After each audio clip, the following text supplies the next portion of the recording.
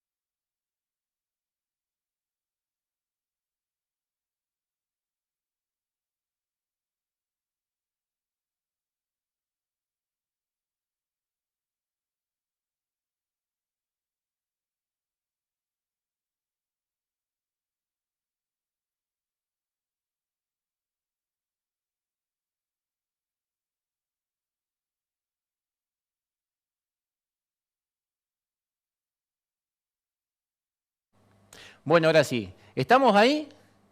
Ah, bueno, estamos. Arrancamos con todo el énfasis, el ímpetu, pero bueno, no sé qué pasó. Pasan cosas, ¿no? Increíble. Bueno, les decía, estamos un martes más aquí para compartir con todos ustedes, hablando de todos los temas, pero sobre todo de política, que de eso se trata este programa. Hoy los voy a estar acompañando en este primer bloque. Luego se va a sumar Gastón para las notas que tenemos preparadas también para todos ustedes. En este caso, en esta primera parte, vamos a hablar con el secretario de Gobierno, con Nicolás Lorenzo, a quien ya saludamos. ¿Qué tal, Nicolás? ¿Cómo estás? Buenas ¿Cómo te va? noches. ¿Cómo te va, Manuel? Muy buenas noches para vos. Bueno, Nicolás, en principio, bueno, gracias por venir. Queríamos hablar con vos porque nos había quedado pendiente un poco, y es en una charla que estamos teniendo con todos los ya candidatos, ¿no? Y con todos aquellas personas vinculadas a la política también, sobre lo que ha dejado esta última elección PASO, ¿no? La lectura que se puede realizar de la misma ha sido una elección que ha sorprendido, podríamos decir, a propios extraños en cuanto a algunos resultados, ¿no? Si bien alguna fuerza política se esperaba un caudal determinado de votos, un poco el histórico, ¿no?, de lo que puede ser la PASO, luego ya en la elección general suele ser otra cosa. También hubo espacios políticos en donde, bueno, hubo sorpresas, ¿no? Un poco signo de estos tiempos, de todo lo que se viene, de lo que alguna vez habló la vicepresidenta, ¿no? Hace bastante tiempo, que hablaba de una elección de tercios y en realidad nadie decía que eso podía ser posible. Algunos no están de acuerdo con eso. ¿Cómo ves vos? ¿Cuál es la lectura que haces con respecto a esta elección? Podemos arrancar por lo nacional primero y después vamos a bajar un poco a lo local, ¿no? Donde inclusive en la provincia de Buenos Aires se ha dado una cuestión diferente, ¿no? Con la figura de Kicillof en este caso. Pero bueno, un poco para que nos des tu opinión de todo esto y bueno, de las nuevas figuras que asomaron, que parecía que iban a quedar ahí, pero que de repente, de alguna manera, prendieron, ¿no?, en el voto, prendieron en la gente. Sí, totalmente, Manuel. Quién sabe lo que en su momento bueno, se leyó como un análisis de coyuntura por parte de la vicepresidenta. eh, la verdad que con un ojo avisor, con un ojo muy certero en su momento, casi predictivamente, porque fue hace unos meses, fue hace bastante tiempo. Bueno, finalmente esa situación se termina dando de la manera que en su momento analizó Cristina, con un escenario de tercios bastante parejo, lejos de la polarización, la elección nacional, y con un escenario de tercios que en determinados aspectos deja indefinida la situación electoral, sin ningún espacio que se despegue definitivamente del resto de los otros dos. Sí con matices, con análisis diferentes por ahí de diferentes espacios, o por lo menos eso es lo que se percibe en el análisis. Y sí, por supuesto, la gran novedad es la incursión de la Libertad Avanza, con muchísima fuerza a nivel nacional, ganando en la mayoría de las provincias. Nosotros, o yo por lo menos, yo entiendo que eso es una lectura, que eso es una realidad y hay que hacer la lectura adecuada de esa situación. Me parece que es el resultado, es el emergente de un difícil momento que atraviesa la Argentina, de muchas expectativas incumplidas, de por ahí la falta de respuesta de los grandes partidos políticos tradicionales frente a una coyuntura cada vez más desafiante. Entiendo que entiendo que la pandemia ha generado en cierta medida también ha influido en cierta medida en este tipo de escenario que vivimos hoy. Yo creo que la pandemia ha calado muchísimo más hondo de lo que nosotros, de lo que nuestro discernimiento y nuestro entendimiento de la sociedad en su momento ha estado dispuesto a aceptar. Creo que hay un análisis que tenemos que volver a hacer retrospectivamente, y me parece que la pandemia es un punto de quiebre, no solamente en la Argentina, sino en muchas sociedades a nivel mundial. Me ha tocado tener, tener charlas bastante extensas con funcionarios y con dirigentes hasta de otros países últimamente en reuniones, y me asombraba el análisis que se hacía, no solamente a nivel continental, sino a nivel mundial y en Europa y en la Comunidad Económica Europea. Me asombraba el análisis, en tanto y cuanto ellos ponían a la pandemia como una situación que había generado un fastidio, un enojo, una situación que había tensado absolutamente todas las relaciones sociales en su momento, cómo ese enojo se había trasladado directamente hacia la política, como identificando a los políticos como que los que no tuvieron la respuesta adecuada frente a este tipo de situaciones que nos aquejó a todos, y cómo eso se seguía viviendo hasta los días de hoy. Y ellos me transmitían que ellos entendían que eso se iba a prolongar en el tiempo y que había que realizar un profundo análisis de esa situación, porque la insatisfacción se había vuelto en intolerancia, y eso generaba un quiebre definitivo entre la clase política y el pueblo, entre un gran número, ¿no?, de habitantes de cada país. Y yo creo que por ahí el fenómeno Milei viene a interpretar en cierto modo ese fastidio, esa sensación de falta de respuesta de los partidos políticos tradicionales. Me parece que puede ser un fenómeno de coyuntura, que se beneficie, digamos, de esta cosecha de insatisfacción y de enojo, o no, o puede seguir adelante. Yo no creo que cambie tanto la situación desde una PASO a unas generales. Escucho a veces muchos compañeros y gente de la política que hace esa lectura. Yo no creo que cambie demasiado el voto de la gente. No creo yo en el voto, en el voto que trata de analizarse desde que dio una señal de alerta y ahora va a cambiar. Me parece que en gran medida eso no sucede habitualmente. Pero por eso entiendo que se puede llegar a acrecentar. Entiendo que al ganar las elecciones, al quedar como el candidato más votado, puede llegar a crecer.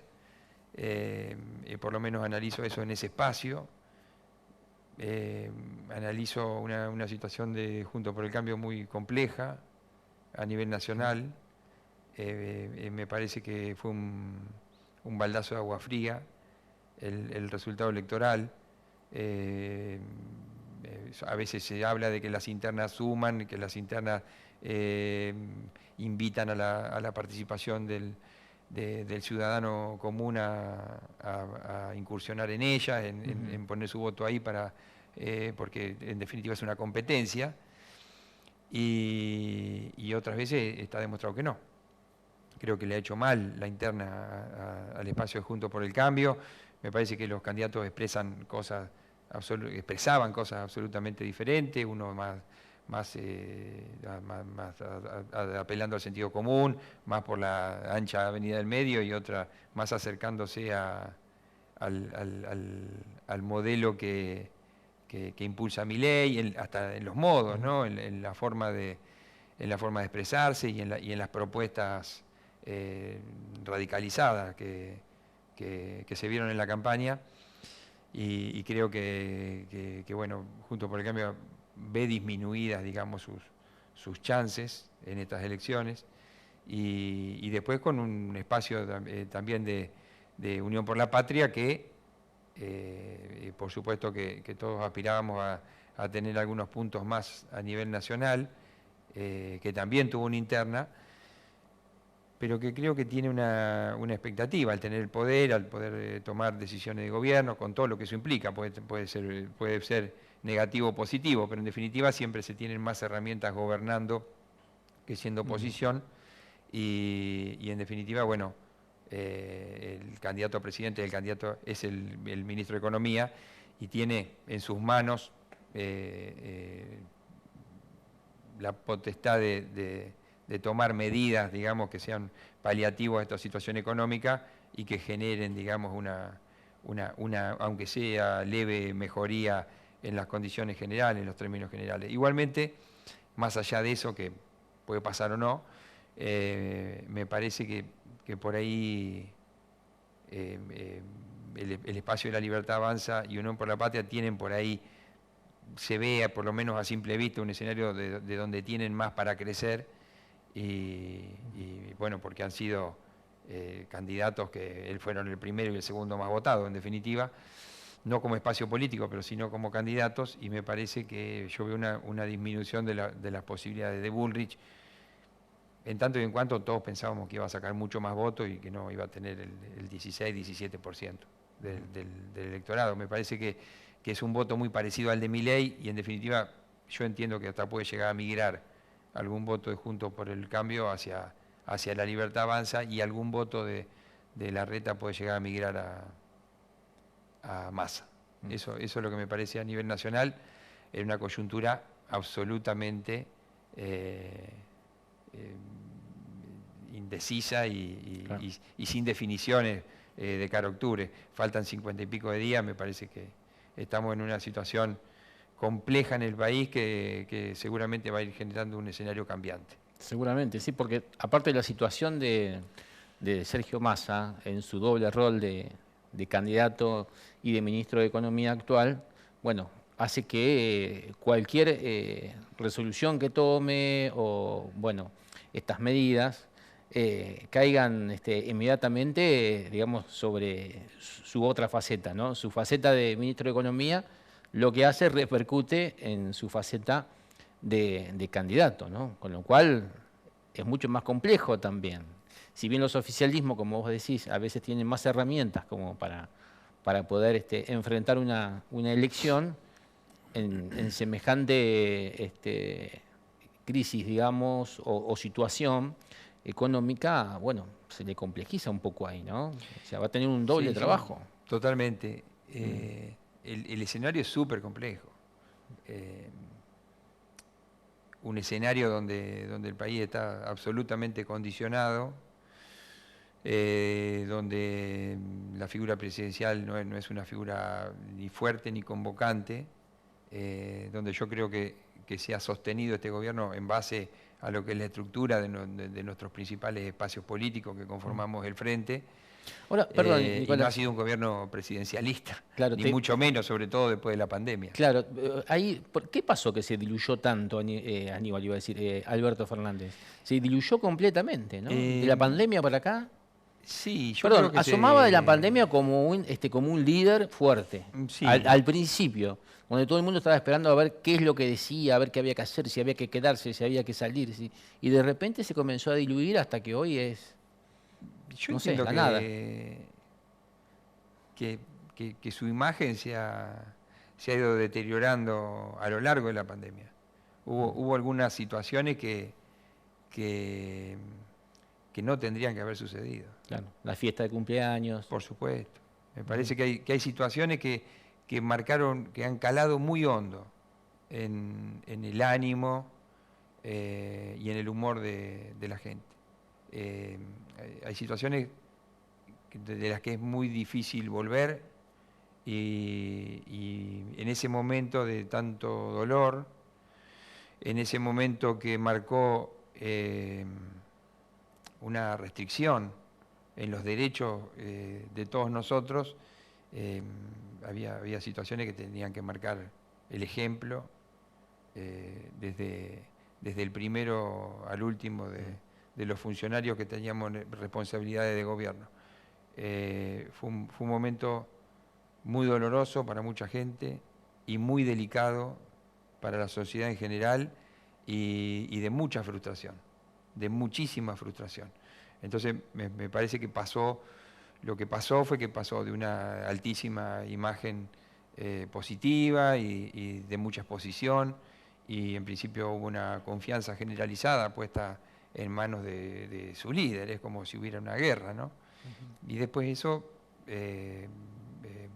nos encontramos, creo que todos, ante una situación inédita y una situación en la que no había un manual para aprender o para leer y replicar las experiencias exitosas. Y me parece que hubo una sucesión de errores y de situaciones que no tendrían que haber sucedido. Creo que él mismo lo dijo. Ujú. Él mismo lo dijo, yo recuerdo haber estado en alguna situación, en un acto público, donde él dijo que había situaciones que no tendrían que haber sucedido bajo ningún punto de vista, y hizo una autocrítica y lo tomó como una equivocación. Y me parece que eso caló muy hondo en el ánimo de la gente en una situación muy especial del país, del mundo, pero del país en Claro. general. Me parece que la pandemia fue una época que ojalá que no se vuelva a repetir, porque ninguno de nosotros está en un gobierno para restringir derechos, sino para generarlos y beneficiar a la gente y ampliar derechos y no quitar derechos, ¿no? En una época donde no se podía trabajar, donde no se podía socializar, donde había mucha gente que estaba encerrada, donde sobre todo en los grandes centros urbanos se la pasó muy mal, pero muy mal.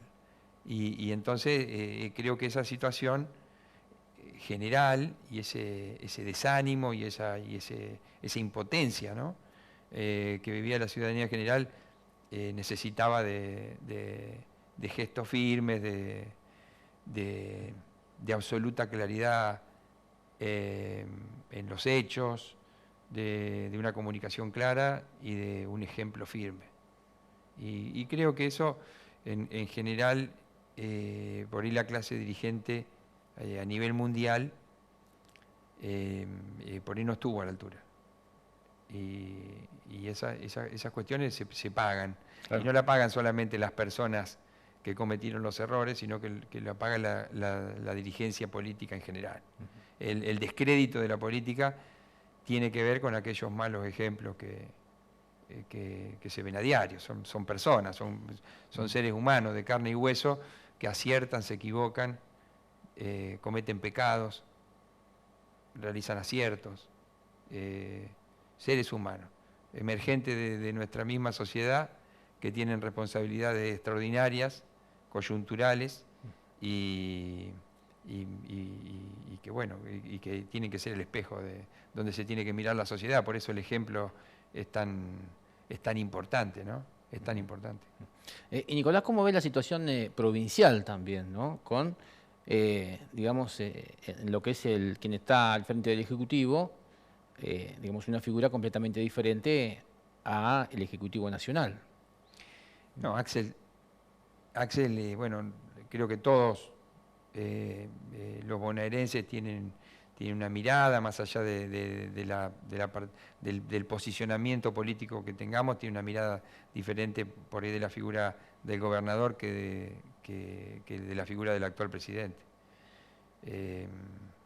Y no tiene que ver con un resultado electoral, por ahí tiene que ver con una manera de hacer las cosas, con una responsabilidad que se ha visto a veces hasta en contra de nuestros propios intereses municipales. Nosotros, por ejemplo, en la pandemia, bueno, nos hemos peleado de todas las maneras con los funcionarios provinciales, siempre nosotros pidiendo mayor flexibilidad, mayor apertura, mayor comprensión del momento en que estaban atravesando nuestros vecinos.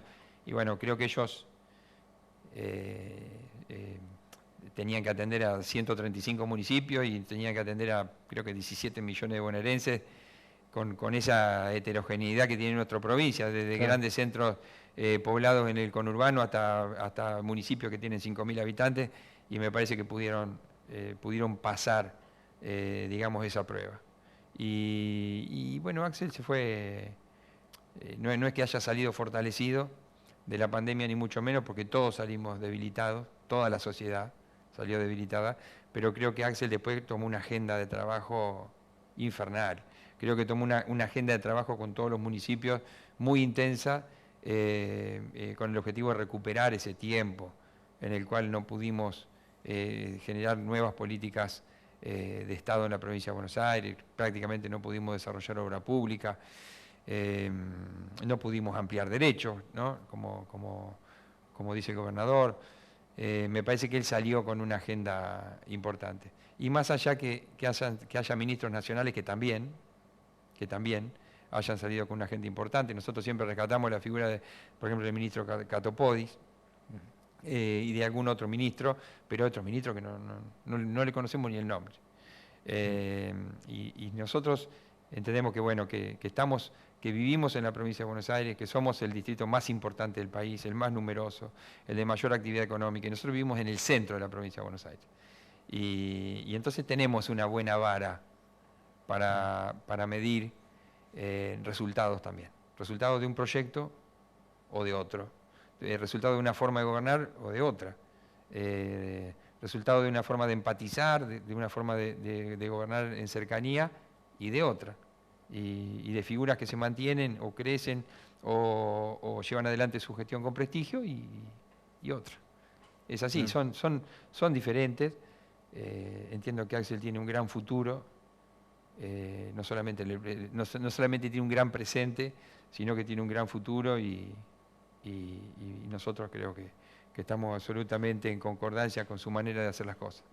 ¿Lo ves como próximo gobernador?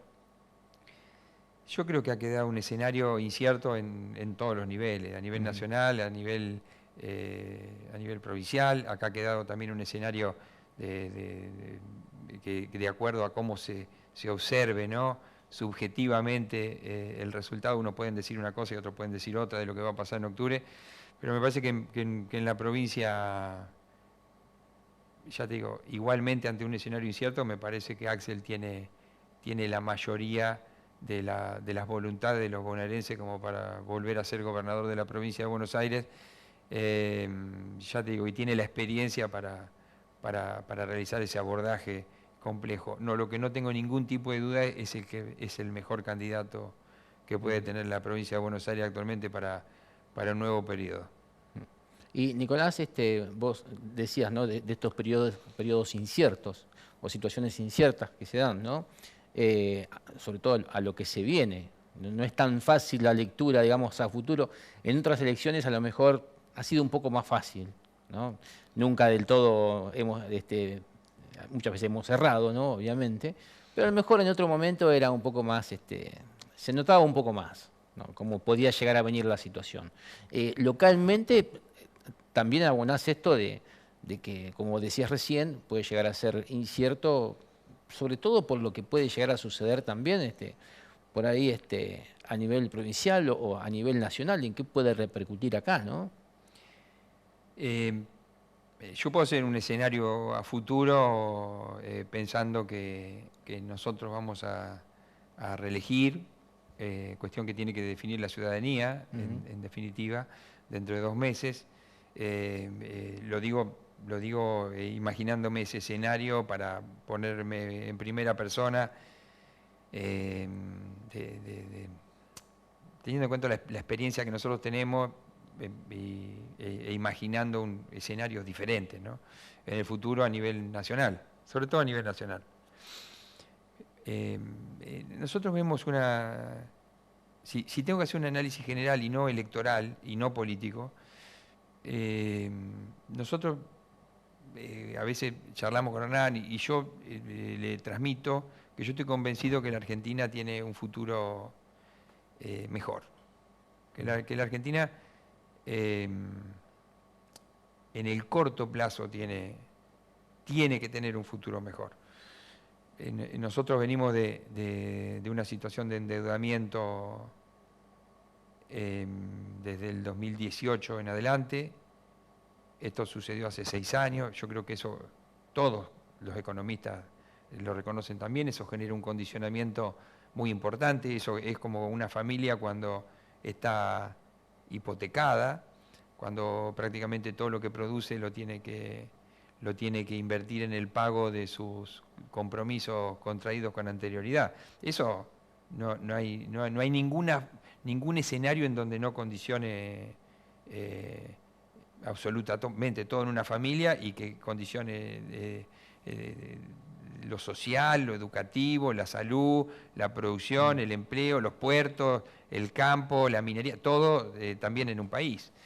Eh, es muy difícil imaginarse eh, eh, un hogar en donde el grueso de lo que se produce no se pueda volcar, el grueso de los ingresos no se pueda volcar en beneficiar a los miembros de la familia, sino en pagar deuda. Es muy difícil. Eh, Igualmente, yo creo que esa relación que se tiene actualmente con el FMI tiene que ser abordada permanentemente desde la negociación. O sea, es el país el que se endeudó y no un presidente o un proyecto político Mm. irresponsable. Sí, ahí te diferencias un poco No, de algunos que... es que no podemos estar Mm. permanentemente mirando hacia atrás. Nadie, nadie puede hacerse el distraído y, y obviar esa situación. Ya sabemos quiénes son los responsables, o quién es el responsable o qué proyecto político. Por lo menos puntualmente hablando de esta deuda que estamos analizando. Pero dicho esto, hay una situación que hay que afrontar y en la que hay que mirar para adelante. Eh, Sobre todo después de haber tomado la decisión de que hay que pagarla. Porque en definitiva esa coyuntura entre pagarla o no pagarla ya fue superada. Y actualmente nos encontramos en una situación de negociación que yo creo que es permanente. La situación entre un deudor y su acreedor es permanente. La negociación es permanente. No tenemos que pensar que se negocia y se termina, sino que esto es cada 2 meses, cada 3 meses, se ponen nuevas condiciones, se ponen nuevas metas, se alcanzan, no se alcanzan, vienen las revisiones y va a ser una negociación permanente de acuerdo a la capacidad de pago o de no pago que tenga el país. Porque si uno le sobra capacidad de pago, entonces uno vuelve a recobrar la independencia económica y la soberanía política. Si uno no tiene capacidad de pago, obviamente el acreedor va a imponer condiciones más fuertes, ¿sí? Y va a tener mayor injerencia en las decisiones que dejan de ser soberanas de un país. Entonces ese condicionamiento me parece que puede ser sorteado en los próximos años. Por eso yo tengo una visión eh, positiva en lo macro, ¿no? En lo macroeconómico. Yo tengo una visión positiva en tanto y en cuanto creo que van a empezar a dar resultados las inversiones, primero las decisiones políticas y después las inversiones que se hicieron con Vaca Muerta, con el tema del gas. Nosotros hemos tenido un desbalance importantísimo en la balanza exportación, importación en cuanto a energía. Me parece que eso es un condicionante muy importante para el país. Me parece que de a poco se ha ido o se está tratando de salir de la gran inversión que el país hace en subsidios. Creo que tiene que seguir habiendo una política de subsidios, pero que no tiene que estar orientada a los que pueden pagar la tarifa plena. El subsidio lo tiene que percibir quien realmente lo necesita y no el 100% de la población. Me parece también que hemos atravesado por una sequía que ha sido histórica y que en situaciones tan finitas como la que estamos viviendo en balanza comercial y en ingreso de divisas ha sido un golpe prácticamente knockout, sobre todo en el tema de reservas. Eso hizo que no se contaran, digamos, con el respaldo suficiente para seguir tomando decisiones con independencia. Cualquier embate de grupos económicos fuertes, medianos, digamos, en la City o en el mercado de divisas generan un desbalance importante. Me parece que la falta de reserva del Banco Central tiene absolutamente que ver con la inestabilidad que vivimos con el dólar en los últimos tiempos y ese traslado a la inflación que estamos sufriendo todos los argentinos. Entonces me parece que en lo macro hay situaciones que plantean un panorama mejor que el actual, no mejor ideal, pero sí una situación de cierta mejora. El tema de los subsidios, el tema de que seguramente no vamos a volver a pasar por una sequía tan importante como la que hemos atravesado, que ha sido absolutamente nefasta, digamos, para la balanza comercial y el ingreso de divisas. El tema de ir emparejando la balanza frente a las importaciones energéticas. Y el tema de los subsidios. Me parece que todo eso va a aliviar macroeconómicamente las obligaciones que tiene el Estado y me parece que el próximo gobierno, sea del color político que tiene, va a tener mejores números macroeconómicos que el que tuvo el gobierno de Alberto Fernández. Eso me parece que lo va a poner en alguna situación, aunque sea de pequeña ventaja frente a la opinión pública. La mejora en esos números que me parece que van a ser la mejora va a ser inevitable. Eso debería repercutir localmente también. Eso ojalá pueda repercutir localmente, pero en definitiva lo que más me preocupa a mí es lo social. Me preocupa que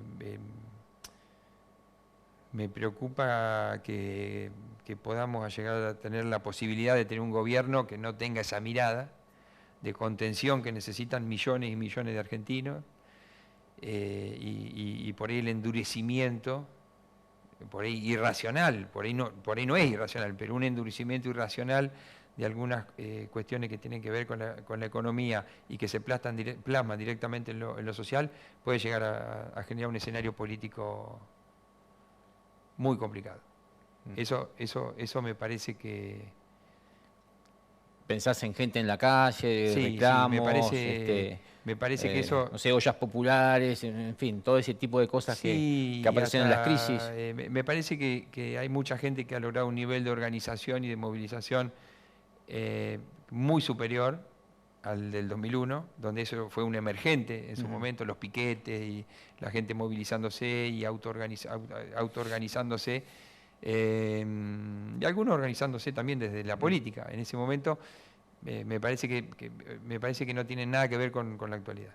En la actualidad hay un nivel de organización y movilización social muchísimo más importante, hay un poder de reacción, un poder de ocupar la calle de manera prácticamente inmediata.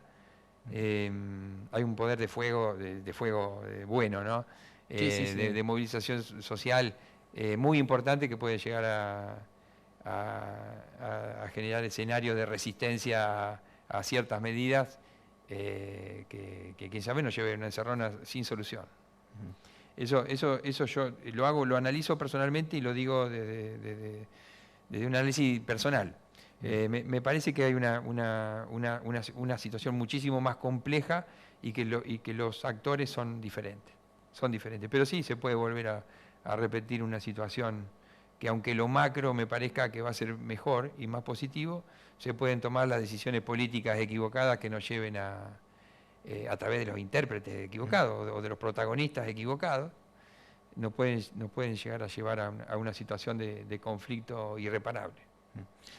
Nicolás, ¿cómo va a ser esta campaña en las generales? Donde, bueno, acá se juega el todo por el todo, digamos, el oficialismo, cual vos representás, queriendo repetir, queriendo continuar en el gobierno, y bueno, una oposición que también viene cargada, ¿no? Con todo el ímpetu para justamente tratar de hacerse del sillón de Liborio Luna, ¿no? De estar allí en la 927. ¿Cuáles son las cuestiones, digamos, que van a encarar para, bueno, continuar en un escenario también complejo, económico, social, político, un escenario político local también complejo? Si uno ve, ya ayer veíamos situaciones en las sesiones o en la sesión de Consejo Deliberante muy álgidas, que, bueno, seguramente también marcan, no sé si agenda, pero por lo menos marcan alguna situación a tener en cuenta por parte de ustedes de aquí en adelante para, bueno, poder tener la mejor estrategia, ¿no?, de campaña. Sí. Un poco Me parece ese. o sea, yo apuesto a una campaña propositiva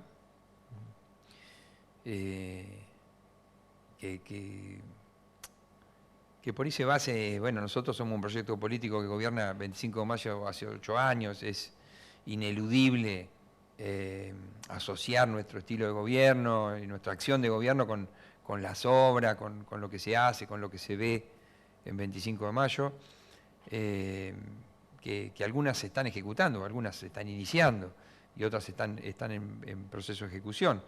Y otras son ya parte de realizaciones que el vecino disfruta, pero que son parte del pasado.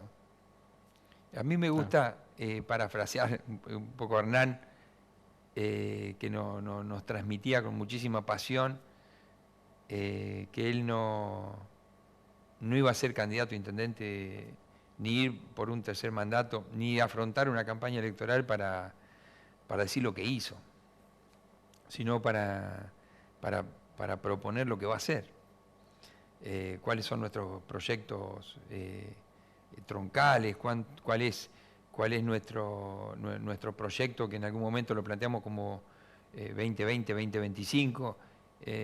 Bueno, habrá que ir por un proyecto 2023, 2027, que por ahí nos ponga ante la mirada del vecino con una propuesta muy clara, ¿no? Nosotros, es ineludible basarnos en lo que ya hemos hecho. Y también es ineludible tener ese diálogo con la ciudadanía, entendiendo una situación que para nosotros es primordial, que es cómo nosotros administramos y ejercemos el poder. Y cómo generamos el diálogo con la ciudadanía desde ese poder circunstancial que nosotros tenemos y que hemos tenido en los últimos 8 años. Yo entiendo que tiene que ser desde un lugar de madurez, desde un lugar de confianza, desde un lugar de dar garantías, desde un lugar predecible con nuestros aciertos y con nuestros errores. La previsibilidad no tiene que ver solamente con la fortaleza. La previsibilidad tiene que ver también con entender que nos podemos equivocar, pero que esos yerros, esas equivocaciones no van a ser nunca usadas en contra de mostrar que en estos 8 años nunca fuimos una amenaza. Eso es importante. Me parece que eso por ahí es un valor. La administración del poder no es un dato menor, sobre todo en en el escenario actual y en los tiempos que nos tocan vivir, donde se ven atisbos de violencia social, de tensión, de incertidumbre, a veces de violencia institucional.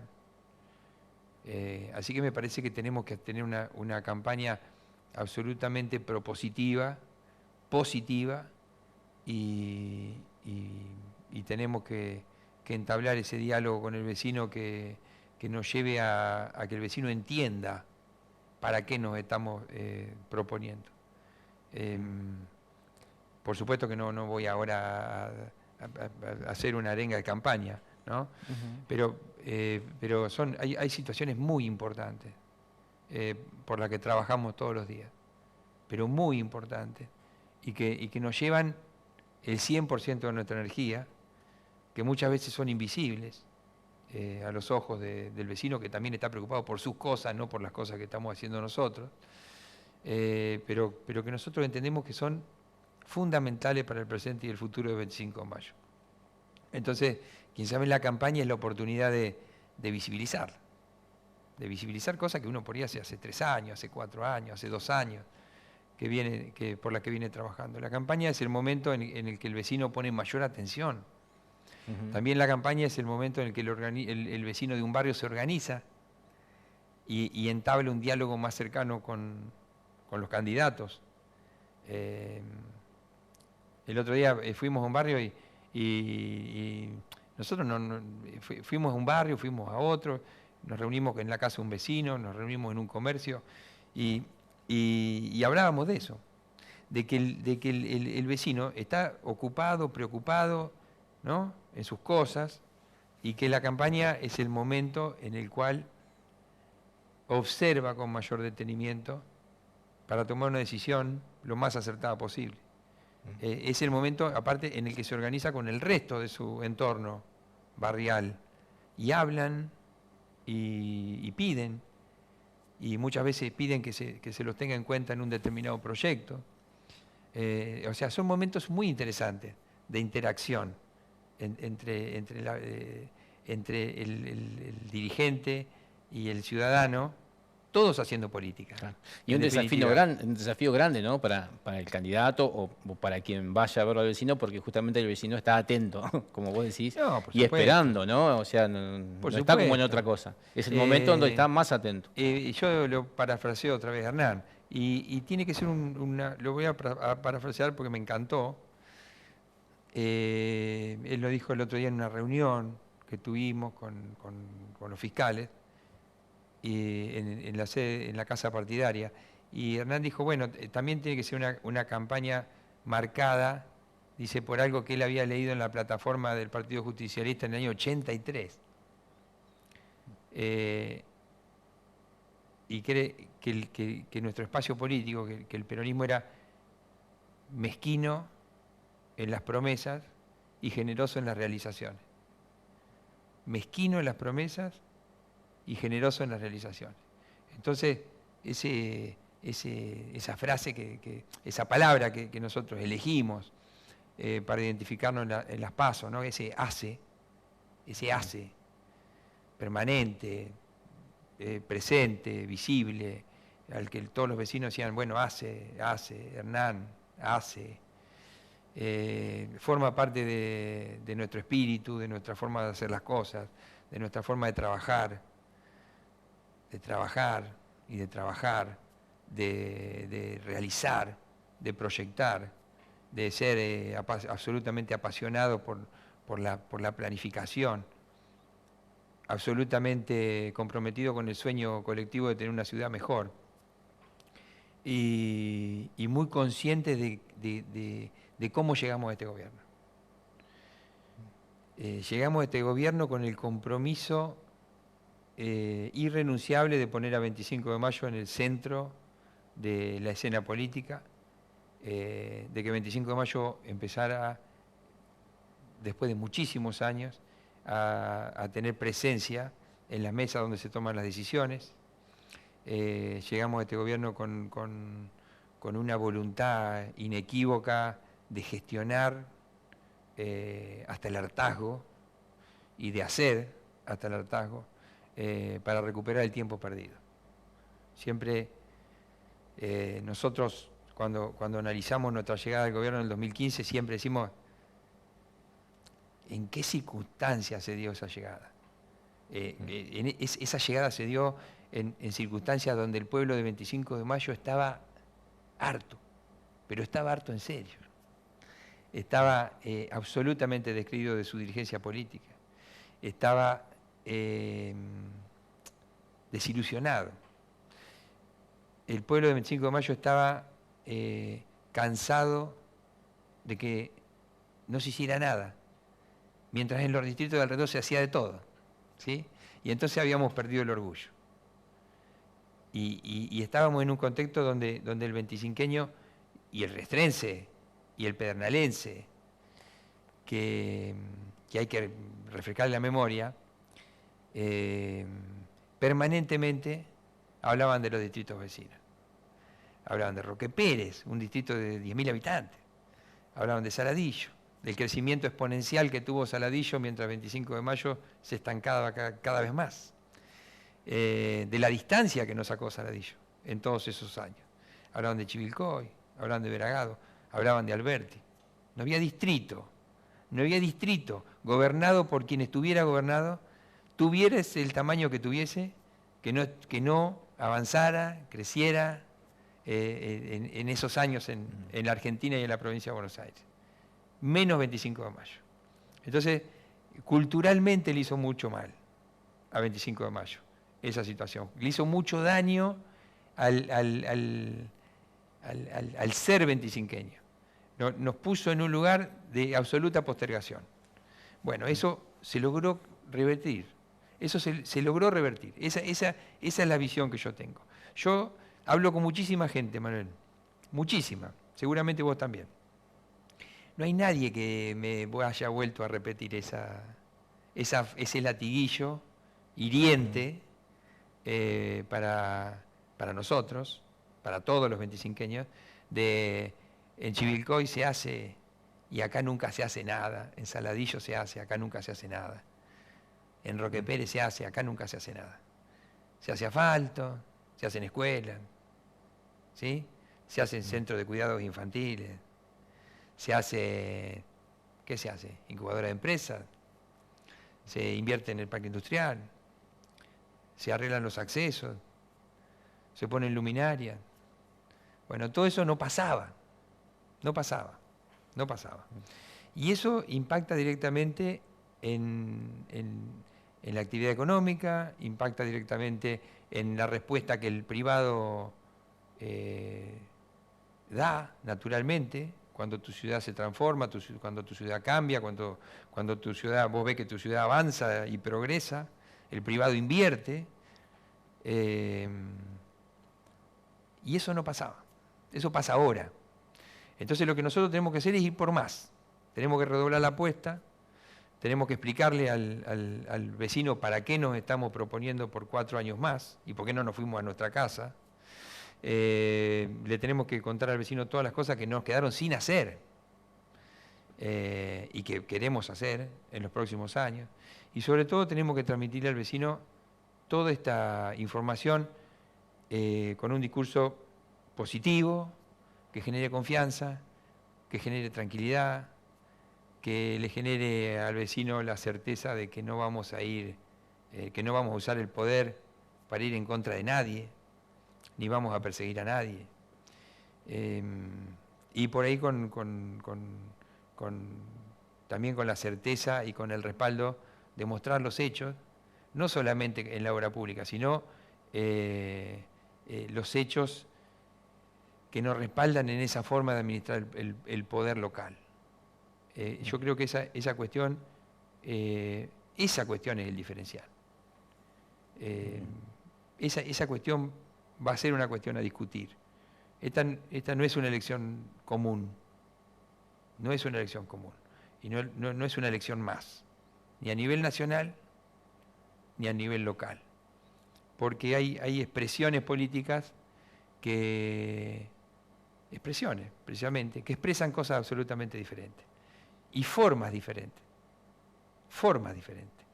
y el diálogo y el entendimiento y las buenas maneras y la tolerancia y el respeto por la diversidad. Me parece que tienen que ser valores que tienen que ser puestos sobre la mesa por nuestro espacio político como fortalezas propias. Muy bien. Nicolás, bueno, nos quedamos un poco sin tiempo. Queda mucho para charlar todavía, seguramente. Sobre todo, bueno, como vos decís que faltan estos 50 días cruciales, Sí, ¿no? sí, sí, tal cual. Seguramente van a pasar muchos candidatos, hay una agenda política muy importante acá en el programa. Eh, uno tendría que llamar a la moderación y, y a, y a generar reglas de juego claras, básicas, en las cuales avanzar una campaña. Me parece que en 25 de mayo vivimos situaciones muy complejas, muy complejas. Es difícil generar el escenario ideal en este momento cuando no se construyó, cuando las bases no se construyeron con antelación en los últimos 2 años. O sea, lo veo complejo de resolver. O sea, perseguir esa utopía en este momento es precisamente eso. Es perseguir una utopía que quién sabe se vuelve inalcanzable. Me parece que hay situaciones que han llegado han tomado un cariz, digamos, de cierta gravedad y creo que es muy difícil poder resolverlas en 50 días de campaña electoral, donde precisamente va a haber muchos candidatos que van a buscar la confrontación o diferenciarse del otro, aunque sea cruelmente, virulentamente, sin fijarnos si hay enfrente hay un ser humano, un vecino, una familia, no importa. Entonces, va a ser una campaña difícil.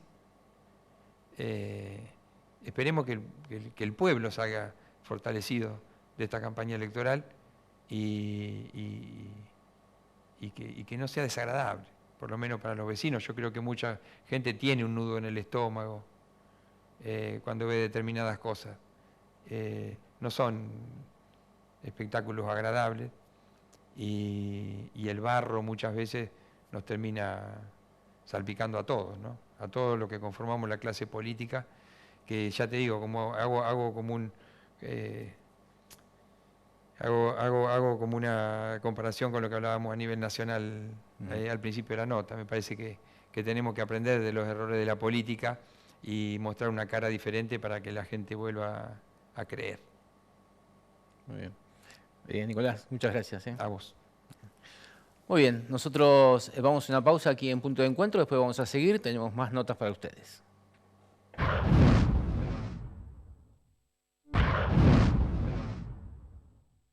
Bien, seguimos en Punto de Encuentro y bueno, vamos a ahora entrevistar a una de las candidatas, ya no son más precandidatos, ahora son todos candidatos con la carrera hacia octubre, en este caso del Consejo Escolar. Recibimos a Carolina Roldán.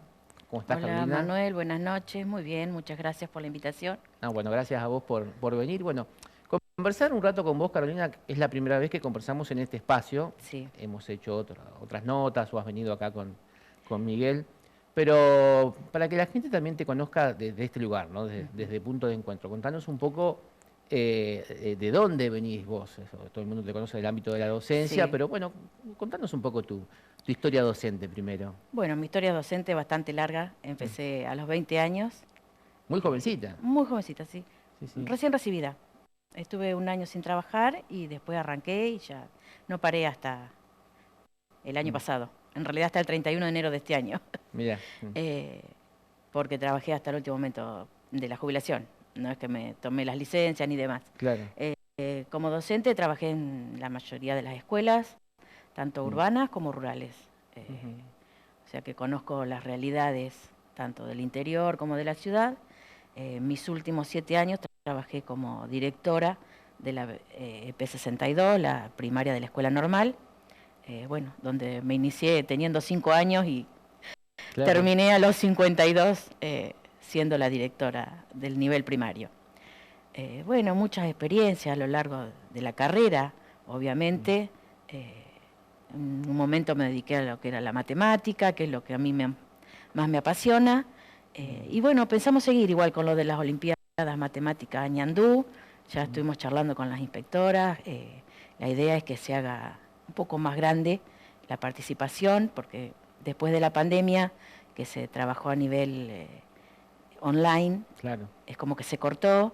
Y bueno, queremos retomo la coordinación del distrito y meterle para adelante todo lo más que se pueda, logrando que participen la gran mayoría de los chicos. Claro, eso es bueno, ¿no? Sobre todo porque, Sí. bueno, lo hemos hablado otras veces, ¿no? La matemática parece como un cuco primero, ¿no? Sí, pero sí. Mira, se las haces querer a los chicos. El tema es enseñarles a hacer matemática y que tengan la idea de que todos podemos hacer matemática. Unos de una manera, otros de otra, algunos utilizando unos recursos, otros, pero todos pueden hacer matemática. Claro. ¿Y era un cuco la política en ese momento en que vos estabas tan metida en la parte Sí. pedagógica, en la escuela? Sí, sí, la verdad es que sí. Nunca milité ni tuve predilección por un partido o por el otro. Siempre fui a las urnas intentando elegir al que por ahí nos iba a dar algunas soluciones, cosa que no hemos visto hasta ahora. Pero bueno, siempre pensando en que iba a ser mejor el que iba a entrar.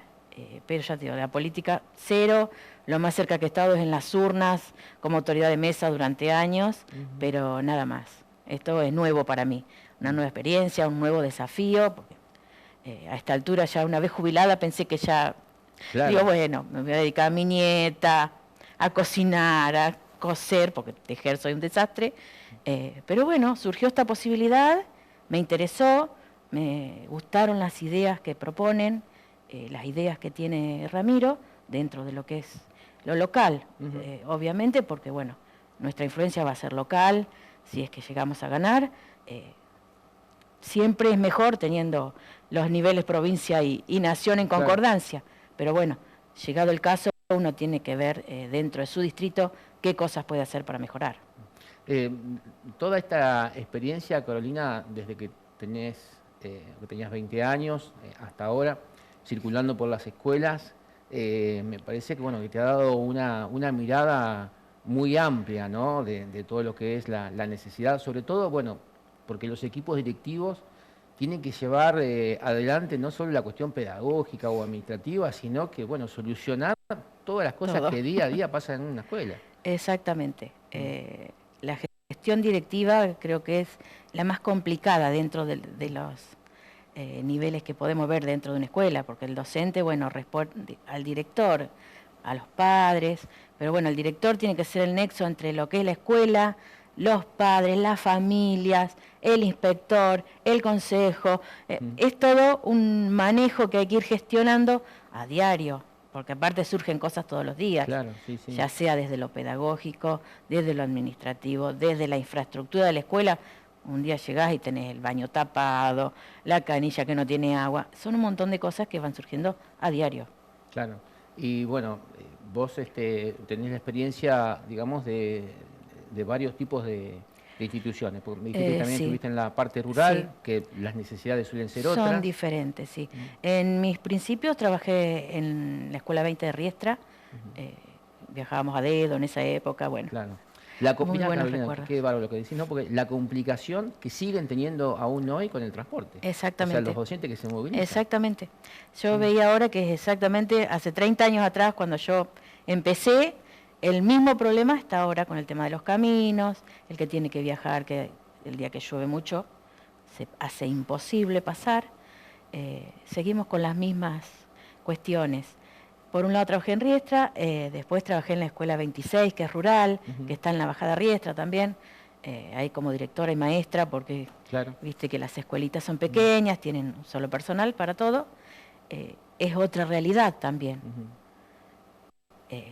También te complican los caminos, ahí es más difícil el tema de sostener la escuela, porque las cooperadoras son muy pequeñas, se arreglan muchas cosas con colaboración de los vecinos o de los papás, de las familias que llevan sus hijos a esas escuelas, pero en realidad son creo que las que más están sufriendo, más allá de las de planta urbana, que en general, por lo que se ha ido haciendo, se han ido solucionando, digamos, los problemas de las escuelas de planta urbana, en lo que se refiere a infraestructura, obviamente.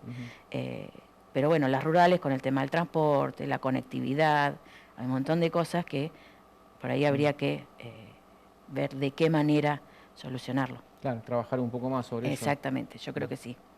¿Qué crees que se puede, en base a tu experiencia, ¿no? que se puede aportar desde el Consejo para que las escuelas puedan funcionar, digamos, lo más tranquilas posibles, enfocarse en la parte pedagógica, no tener esto que, como vos decís, bueno, llega el directivo que estaba pensando a lo mejor que tenía una reunión o que iba a hacer tal cosa y de repente se encuentra que el baño colapsó, ¿no? Sí.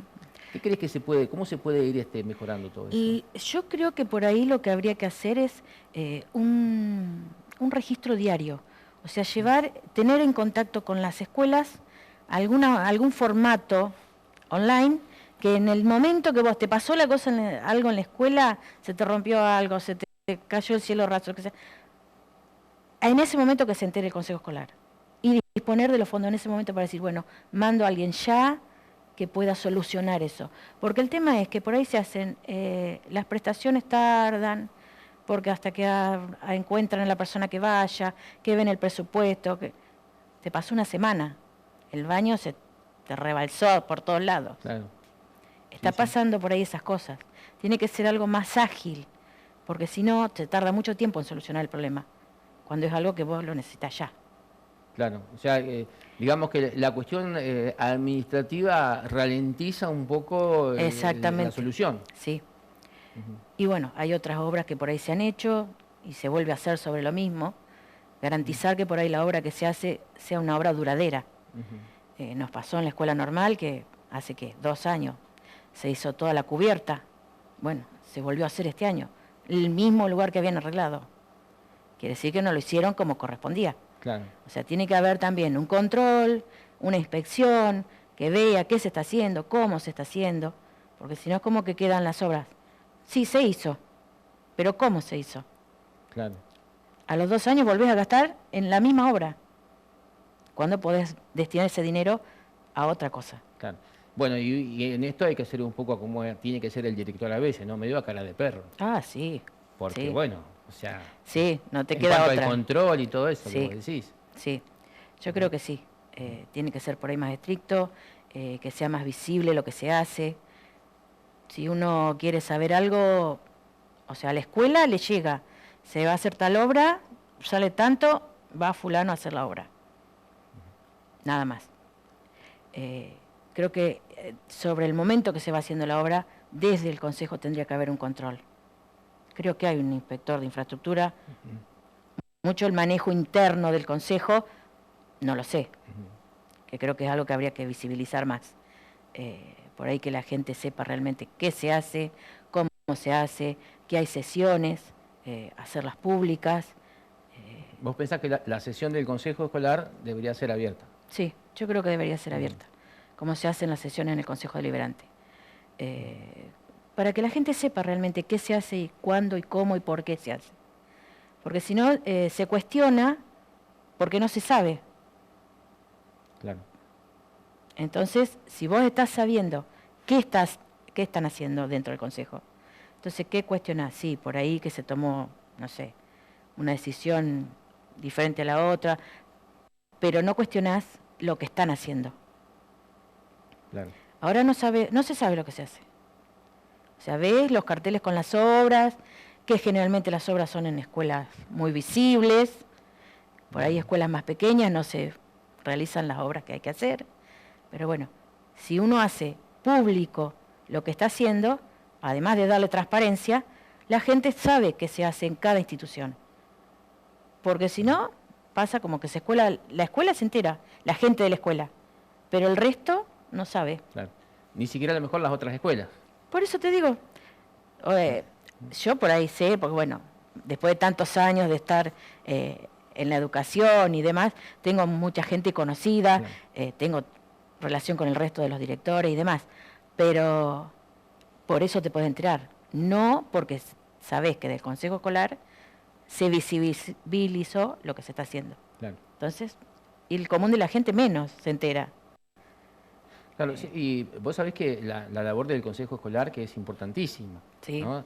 Ha ido creciendo, digamos, en cuanto a que se puede llegar a conocer un poco más. También depende mucho de quiénes son los consejeros, ¿no? Hay consejeros que son un poco más, digamos, que se visibilizan más, como vos decías, visibilizan, Sí. o que tienen esa impronta, ¿no? De ser más conocidos, pero otros que no. Y realmente la labor que hacen acá, sobre todo en un distrito como 25 de Mayo, tan amplio, tan grande, Sí. creo que son 100 o 101 escuelas. Sí, andan las 100 todos los escuelas, sí. días. Sí, olvídate, porque cuando no es una es otra, siempre alguna... Generalmente los grandes problemas son en infraestructura. Convengamos que tenemos escuelas de años, Claro. son muy pocas las escuelas que se han construido, que son nuevas. Y hay escuelas que si no les haces un mantenimiento permanente, se vienen abajo, pero enseguida. Pero bueno, es como vos decís, ahí, si vos hablas del Consejo Escolar, por ahí son dos las personas reconocidas, que son por ahí las que parece que son los que hacen todo, o no, y el resto de los consejeros como que quedó allá en un rinconcito. Por eso mismo que si vos haces públicas las sesiones, conocés a todos, sabés que todos están trabajando, y bueno, uno tiene también que poner las ganas y no sé si el carácter o toda la impronta para poder también trabajar a la par de los demás. Claro. Más allá de que el color político sea otro. Yo creo que ahí adentro el color político no tiene que existir. O sea, tiene que ser un grupo que trabaje para el bien de la educación. O sea, para solucionar los problemas que tengan las escuelas, el director que llega desesperado, que bueno. Entonces ahí creo que lo de la política pasa a segundo plano. O sea, se recibe un fondo educativo, bueno, ¿qué escuelas tienen mayores necesidades? Priorizás. Y después abarcás todas, porque todas tienen necesidades más allá de que no se te rompa todos los días algo. Claro. Porque la que no tenés que cambiarle un techo, tenés que solucionar algún tema en el baño, porque son viejos, porque hay que cambiar los inodoros. Son pequeñeces, pero que llevan... En la escuela son gigantes esos problemas. Claro, claro, sí, sí. Bueno, imaginemos que, por ejemplo, no le funciona el baño a una familia en la casa. Eso Lo multiplicado. mismo. Sí, exactamente. No le funciona, no sé, Sí. ¿cuántos alumnos, te acordás cuántos alumnos tenías vos en la primaria? 450, Claro. a veces un poquito más, a veces un poquito menos, pero el promedio es 450.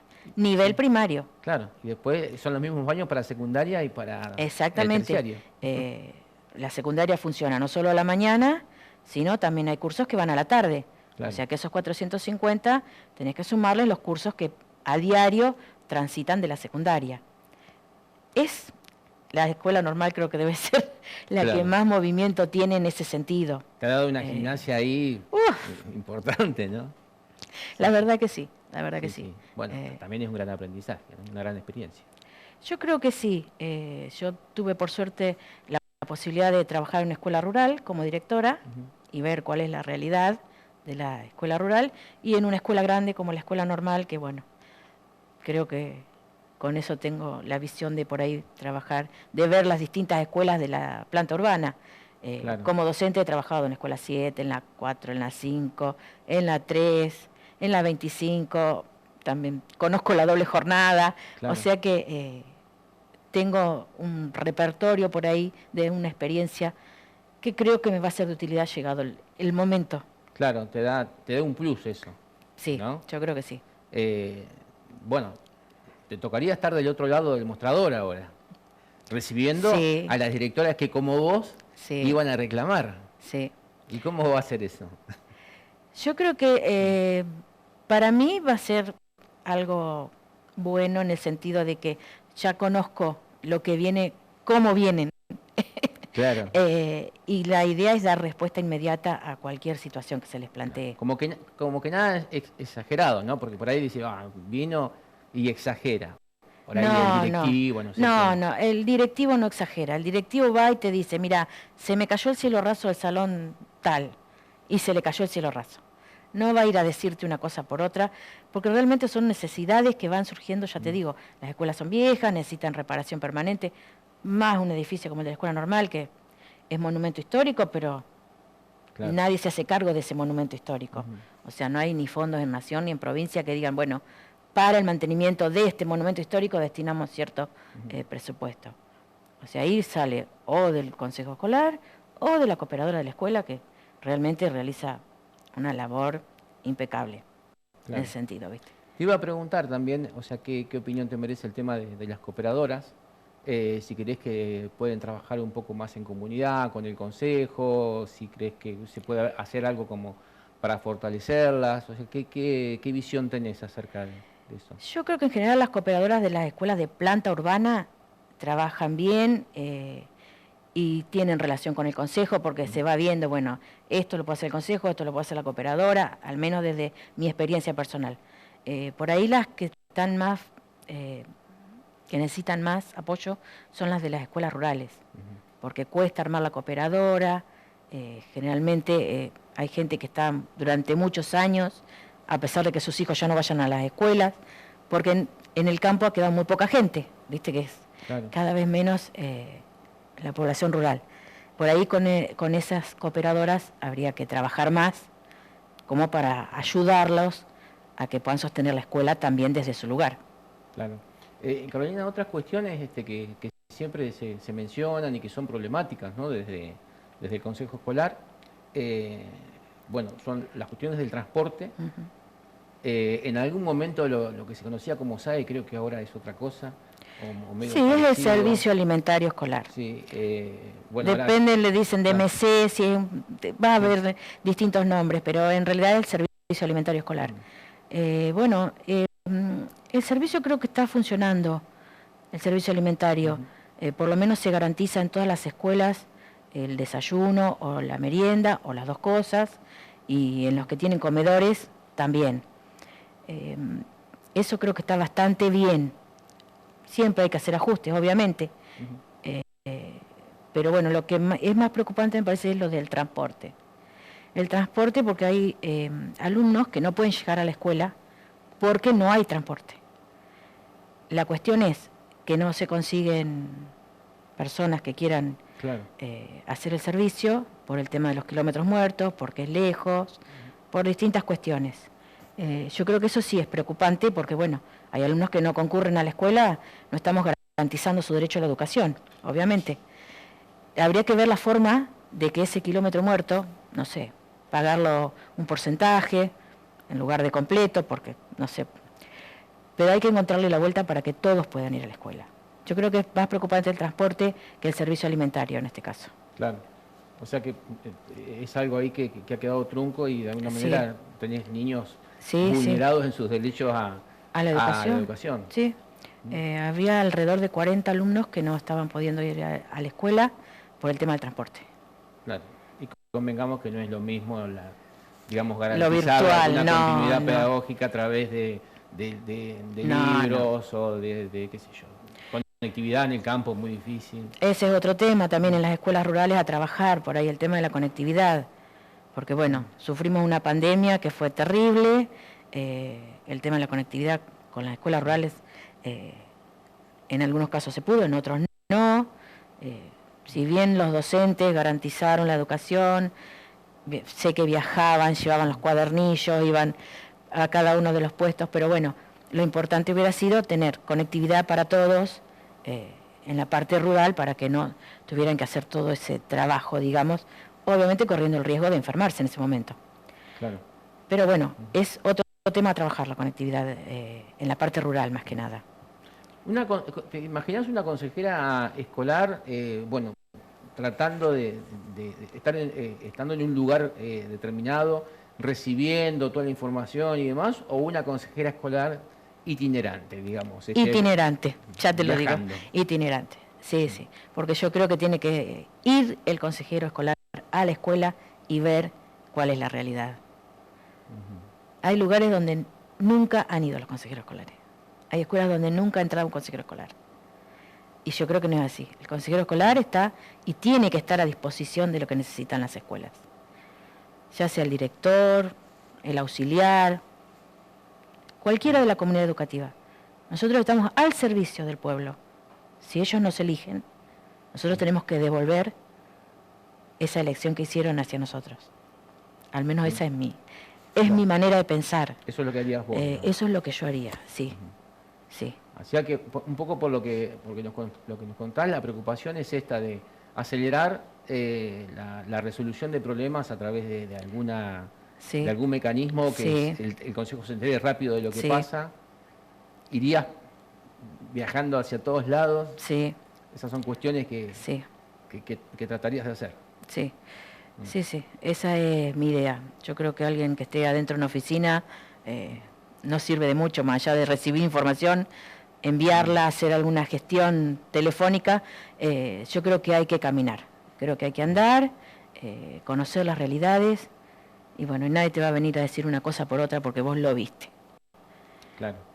Me imagino también en esto, ¿no?, que vos decías que del control, ¿no?, del control de obra, si bien, qué sé yo, bueno, no sos ni arquitecta ni ingeniera, pero te das cuenta si alguna cuestión le va a servir o no a la escuela. Exactamente. Decir, bueno, esto está quedando mal acá porque pasa un chico y se cae, por ejemplo. Exacto. No sé. Cuestiones que a lo mejor otras personas cuestiones básicas que uno las ha visto dentro de la escuela. Entonces vos, si vas a una escuela y ves, bueno, está la baldosa levantada en la mitad de la galería, bueno, eso hay que arreglarlo, porque no solo el chico se puede caer, también el docente, cualquier persona que circule por la escuela. Claro. Entonces son pequeñas cuestiones que uno por la experiencia sabe que no puede estar así. Ya te digo, por ahí en la escuela normal, que es tan grande, pude ver todo tipo de problemas, ya sea de infraestructura, de lo que se te pueda ocurrir. Claro. Así que bueno, la experiencia dentro de las instituciones la tengo, las ganas de trabajar también, mi tiempo disponible, porque al estar jubilada, obviamente, dispongo de amplios horarios. Y bueno, tratar de hacerlo mejor llegado el momento. Claro, es un gran desafío hacia adelante, ¿eh? Sí. Sí, porque bueno, hay que responder, y bueno, vos estuviste en el lugar y sabés que las exigencias y los llamados telefónicos son constantes. Sí. Es diario y a cada minuto, te diría, de todos lados. Y bueno, y digamos personalmente, ¿no? Porque familiarmente esto, o sea, significa de estar seguramente enloquecida con la escuela, porque todo el mundo conoce qué pasa con los equipos directivos, digamos, que no se desprenden nunca. No. O sea, es desde es 24/7, sí, hasta en cualquier momento. Bueno, estar esperando las jubilaciones y bueno, puedo estar un poco más tranquila ahora. Y ahora de repente esto, que vos decís, bueno, de nuevo, toda esta cuestión de... Es cierto, eso ¿Cómo cae también personalmente, así y familiarmente? Bueno, obviamente cuando surgió la propuesta lo conversé con mi familia, a ver qué idea tenían, y bueno, la respuesta fue, si vos tenés ganas, te sentís capacitado, encará. Así, esa fue la respuesta desde mi casa. Siempre he tenido el apoyo familiar. Lo mismo cuando decidí que iba a presentarme una prueba de selección para directora, bueno, sí, presentate. Bueno, mira, voy a tomar la escuela normal, ¿qué les parece? Tomala, o sea, el apoyo total desde mi casa. Es cierto que venía enloquecida, porque además de tener la dirección de la escuela normal, en la mañana trabajaba como docente. En la escuela primaria tenía segundo grado el año pasado. Claro, estuve en primero y después en segundo, los mismos peques. O sea que estaba todo el día, me iba a 7:30 de la mañana, volvía a 6:30 de la tarde, 7, con suerte. Venía a ese ritmo. Claro. Bueno, me jubilé, me dediqué a mi nieta, a hacer cosas en mi casa y todo, ya más tranquila, más relajada, sin horarios. Y bueno, después surgió esto y bueno, yo también lo pensé. antes No, sí, de ponerlo a consideración de la familia, lo pensé yo. Bueno, voy a tener un horario otra vez, voy a tener que andar, también va a ser 24/7, porque te Sí, viene sí, una sí. tormenta un fin de semana, te levantó el techo de una escuela rural y Y sí, tenés que salir a ver cómo lo solucionás. Y bueno, lo charlé con ellos, como tenía todo el apoyo, digo, bueno, voy para adelante. Encaro este nuevo desafío, que bueno, es de la educación desde otro lado. claro. A lo Así mejor que, poder brindar las herramientas para que las instituciones puedan trabajar lo más cómoda posible, ¿no? y esa es la Estén idea. pensando en enseñar nada más, no si el techo Exactamente, se llueve, no. exactamente. Yo creo que es esa la función principal del Consejo Escolar. Tratar de que las escuelas puedan dedicarse a enseñar, que es su función, Claro, a educar, no tener que estar pensando en otras cuestiones, ya sea en el transporte, en el servicio alimentario, la infraestructura, un montón de cosas que te quitan tiempo a lo pedagógico. claro, Porque al tener ese tipo de problemáticas, el director, en lugar de ir a trabajar a un aula, por ejemplo, a ver al docente, a relacionarse con el grupo, te tenés que dedicar por ahí a que se te tapó el baño o a salir corriendo a buscar, no sé, un plomero, un gasista o alguna cosa porque algo se rompió. sí. Así que bueno, esa es mi idea. Veremos qué pasa. Veremos qué pasa. Veremos qué Carolina, pasa. y bueno, ¿y ahora qué están haciendo? Recién hace un ratito, antes de comenzar la nota, fuera de aire, me comentabas que bueno, estaban en reuniones, que están preparando cosas. Sí, ¿Cómo es esta parte también de campaña y de preparación? sí, primero, bueno, tuvimos reuniones generales todos juntos y ahora la idea es hacer, que ya empezamos, con reuniones por áreas. La parte de educación, parte de economía, distintas mesas de trabajo como para ir discutiendo cuestiones referidas a la campaña y un poco cuestiones un poco más adelante con una visión a futuro de si llegamos a ganar, qué cosas sí hacer como prioridad, esto primero, ir viendo distintas cuestiones. Por ahí lo que vemos que en el tema de educación nos hemos quedado atrás, pero bueno, habría que hacer un cambio importante que por ahí no está en nuestras manos. Claro. Va un poco más arriba, tendría que venir desde el nivel nacional o provincial. Vemos que, como vos decís, la parte pedagógica, además de estar descuidada por estas cuestiones que tienen que ver con otra cosa, también porque por ahí hay mucha bajada de distintas cosas y se corta la continuidad de lo que está trabajando el maestro en el aula. Por ahí eso es lo que estamos viendo. Que viene una jornada de algo, una jornada de si una de violencia, no sé qué otra, distintas jornadas que cortan en realidad los aprendizajes que te están llevando a cabo dentro del aula. Irrumpen, entonces Claro. perjudica, yo creo que eso perjudica mucho. Bueno, desde mi posición, como estaba como directora, todo lo que podía filtrar Claro. y que pasaba, lo hacía. Pero bueno, no todas las directoras hacen lo mismo. Por ahí todo lo que llega se baja directo al salón y, ya te digo, irrumpen en el aprendizaje. Claro.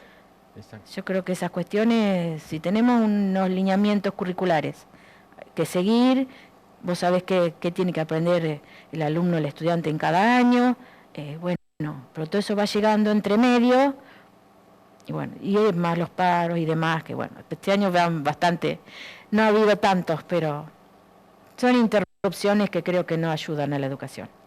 Muy bien. Y otra cosa que hemos estado charlando por ahí largo y tendido, el tema de los valores. Hoy salió lo del patriotismo y la patria y alguien dijo, bueno, eso quedó allá con San Martín y Belgrano. Yo creo que no, creo que hay que inculcarlos en los alumnos. Por ahí un cálculo lo aprendés antes o después o usás la calculadora, pero creo que los valores tienen que estar presentes a lo largo de toda la educación. Claro. Así que bueno, Exactamente. por ahí van las discusiones de las mesas de educación. No, sí, son importantes, ¿no? Son importantes todas porque todo tiene que ver con el bagaje después que van a ir, bueno, cuando les toque, en el caso de que el pueblo así lo decida, bueno, tienen que ir con una preparación, ¿no? Son responsabilidades muy importantes que hay en cada área, ¿no? Sí, así que bueno, estamos trabajando por eso, seguimos con la campaña, vamos a hacer, ya arrancaron ayer con el timbreo, de ir casa por casa, charlando con la gente. Estamos tratando de armar un grupo de jóvenes, también dentro de lo que es el partido, digamos. Y bueno, se han acercado algunos. Creo que hay que empezar desde ahí, desde el adolescente, el joven que quiere hacer cosas y que por ahí no se le da el espacio. Vamos a tratar de darles el espacio, de escucharlos, de ver cuáles son sus propuestas, porque hay cosas muy interesantes. Y bueno, ahí por ese lado marcha en este momento la campaña. Muy bien. Bueno, Carolina, yo te agradezco mucho el tiempo y bueno, seguramente nos vamos a seguir encontrando en lo que es esta carrera hacia octubre. Bueno, muchísimas gracias por haberme invitado. Y bueno, dispuesta a lo que necesiten, me llaman y acá voy a estar. Muy bien, gracias, señor. Gracias. Nosotros vamos a una pausa y venimos enseguida. Bueno, continuamos en Punto de Encuentro. Vamos a recibir a Estela Maris. Estela, ¿qué tal? Buenas noches, bienvenida. ¿Cómo estás, Gastón? Buenas noches. Bueno, teníamos ganas de hablar con vos. En principio, Estela, para que nos hagas un balance, ¿no? De lo que terminó siendo la PASO y el espacio, ¿no? en el que están ustedes, en La Libertad Avanza, con la elección en general. Después vamos a hablar un poquito de la elección en particular, pero la elección en general de lo que ha sido la fuerza de Javier Milei a nivel país, con la cantidad de votos también que cosechan la provincia de Buenos Aires, con Carolina Píparo con un 23 y pico de %. Digo, ¿es la elección que ustedes esperaban? ¿Es una elección que los sorprende? Contame a priori qué era lo que ustedes veían y después con lo que se encuentran el día del día de la elección. En principio nos sorprende el resultado. El año pasado, creo que una de las primeras veces que hablé con vos, pensábamos que Javier iba a salir tercero. O sea, te imaginas que este resultado fue sorprendente, pero creo que más allá de eso es un poco el resultado del cansancio de la sociedad, de que esto ya no da para más y que es necesario un cambio. Y ese cambio obviamente que es imposible con las mismas personas de siempre. Y creo que otra persona, más allá del liberalismo, otra persona nueva que no sea Javier, no había otra opción. Creo que eso también es un poquito el resultado que hemos tenido. Bien, eso un poco a nivel nacional. Sí. Y a nivel provincia, porque si uno se pone a analizar, es decir, candidato por candidato, Píparo hace una buena elección. Después Sí. juntás los votos y quizá Juntos por el Cambio se ubica en segundo lugar, pero si uno tiene que hacer una referencia de cómo ha sido la elección, es buena la elección con un 23 y pico %, ¿no? Es una excelente elección la que hizo Píparo y bueno, y te digo lo mismo, o sea, yo creo que la gente ya está cansada de ese Estado tan grande y era una de las opciones que tenemos para discontinuar este sistema y salir adelante como provincia, como ciudad, como país. Bien, ¿y acá la misma lectura? Porque también Alejandro tuvo un caudal de votos importantísimo. Muy buen resultado, por ser de que no hicimos casi campaña, nos faltó mucho, nosotros no teníamos recursos, todo fue a pulmón, tampoco tuvimos mucho tiempo y somos un partido muy nuevo, no tenemos 2 años. El resultado, la verdad que yo estoy más que conforme.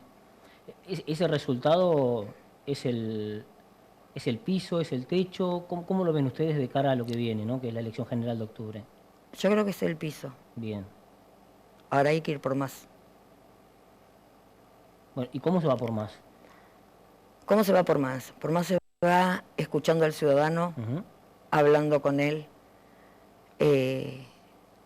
intercambiando ideas, porque a veces el ciudadano también es el que tiene la solución, que te la puede transmitir y vos la podés pragmatizar. Yo creo que la mejor forma de ir por más es caminando, interactuando con el ciudadano. ¿Y eso se ha hecho en la primera instancia? ¿Creen ustedes que hay que reforzarlo? Eso lo hablábamos con José y decía, bueno, yo agarraba la camioneta, me iba a algún lugar, le entregaba la boleta, charlaba un rato con la gente. Totalmente, se hizo muchísimo en todo lo que es el interior del distrito. Sí. Creo que hay que reforzar más en diferentes barrios de acá de la ciudad. ¿Reforzar el mensaje? ¿Reforzar la lista? ¿Qué hay que reforzar? No, reforzar la presencia, Bien. reforzar, caminar más. Eso es lo que hay que reforzar.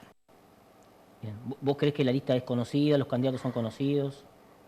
Mira, yo te hablo por mí, Sí, en mi sí. caso yo sé que por ahí hay muchísima gente que no me conoce por el hecho de que me fui a los 18 años y volví hace 5. Estuve mucho tiempo ausente, pero Alejandro es una persona muy conocida, José es una persona muy conocida, y las demás personas de la lista, bueno, tenemos un representante de Norberto de la Riestra, que es conocido, Alejandra Delgado es muy conocida, o sea, las personas son conocidas, las demás personas de la lista. Bien. Entonces, las dos cosas habría que reforzar. Un poco la lista para que sea un poco más conocido y ese mensaje, ¿no?, que tiene Milei, que ustedes también llevan o van a llevar a la práctica acá, en el caso de la Exactamente. municipalidad o en el caso del consejo. Totalmente de acuerdo. Bien, se generan algunas incertidumbres, ¿no?, Sí, como- con cuestiones que tienen vinculadas con lo que plantea Milei a nivel nacional y con lo que se puede replicar de eso en 25 de mayo. ¿Cómo ustedes hacen un poco para convencer a ese vecino de que hay políticas nacionales y que hay algunas otras que pueden tomarse y pueden replicarse en una comunidad como la nuestra, y hay otras que seguramente que va a llevar tiempo poder llevarlas a cabo, ¿no? Digo, porque por ahí la gente también pregunta, digo, bueno, hay políticas nacionales que ¿cómo se implementan en 25? De hecho, el plan de Javier es de 3 generaciones, primera, segunda y tercera generación.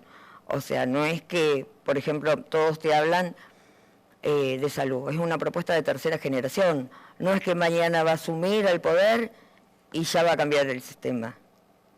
Porque todo es un proceso de reacomodamiento. A nivel local pasa lo mismo.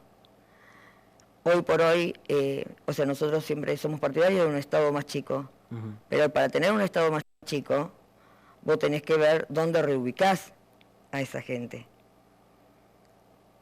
De lo contrario, no podés dejar a la gente sin trabajo. Tenés que fomentar el empleo, apoyar la empresa local, traer nuevas empresas para fomentar el empleo genuino.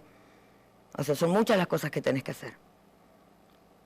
Y obviamente de que vos lo tenés que adaptar a nuestra cultura y a nuestra realidad, que es una ciudad pequeña. Bien, ¿vos crees que hay un Estado municipal grande? Sí. Bien, ahí hay, es decir, grande en la parte funcional, jerárquica, ahí apuntás. A eso apunto. Yo creo que por ahí con mucho menos funcionarios, Sí, harías un Estado por ahí, me animo a decirte, mucho más eficiente y eficaz. bien. Y ahí el derrame en cuanto a lo que puede ser la distribución de mejores posibilidades laborales, mejores salarios, también ahí ustedes reubican otros ítems. Mejores posibilidades laborales, mejores salarios y también hasta poder reducir impuestos porque vas a necesitar menos dinero. O sea, tu gasto no va a ser el mismo. Al tener menos gasto,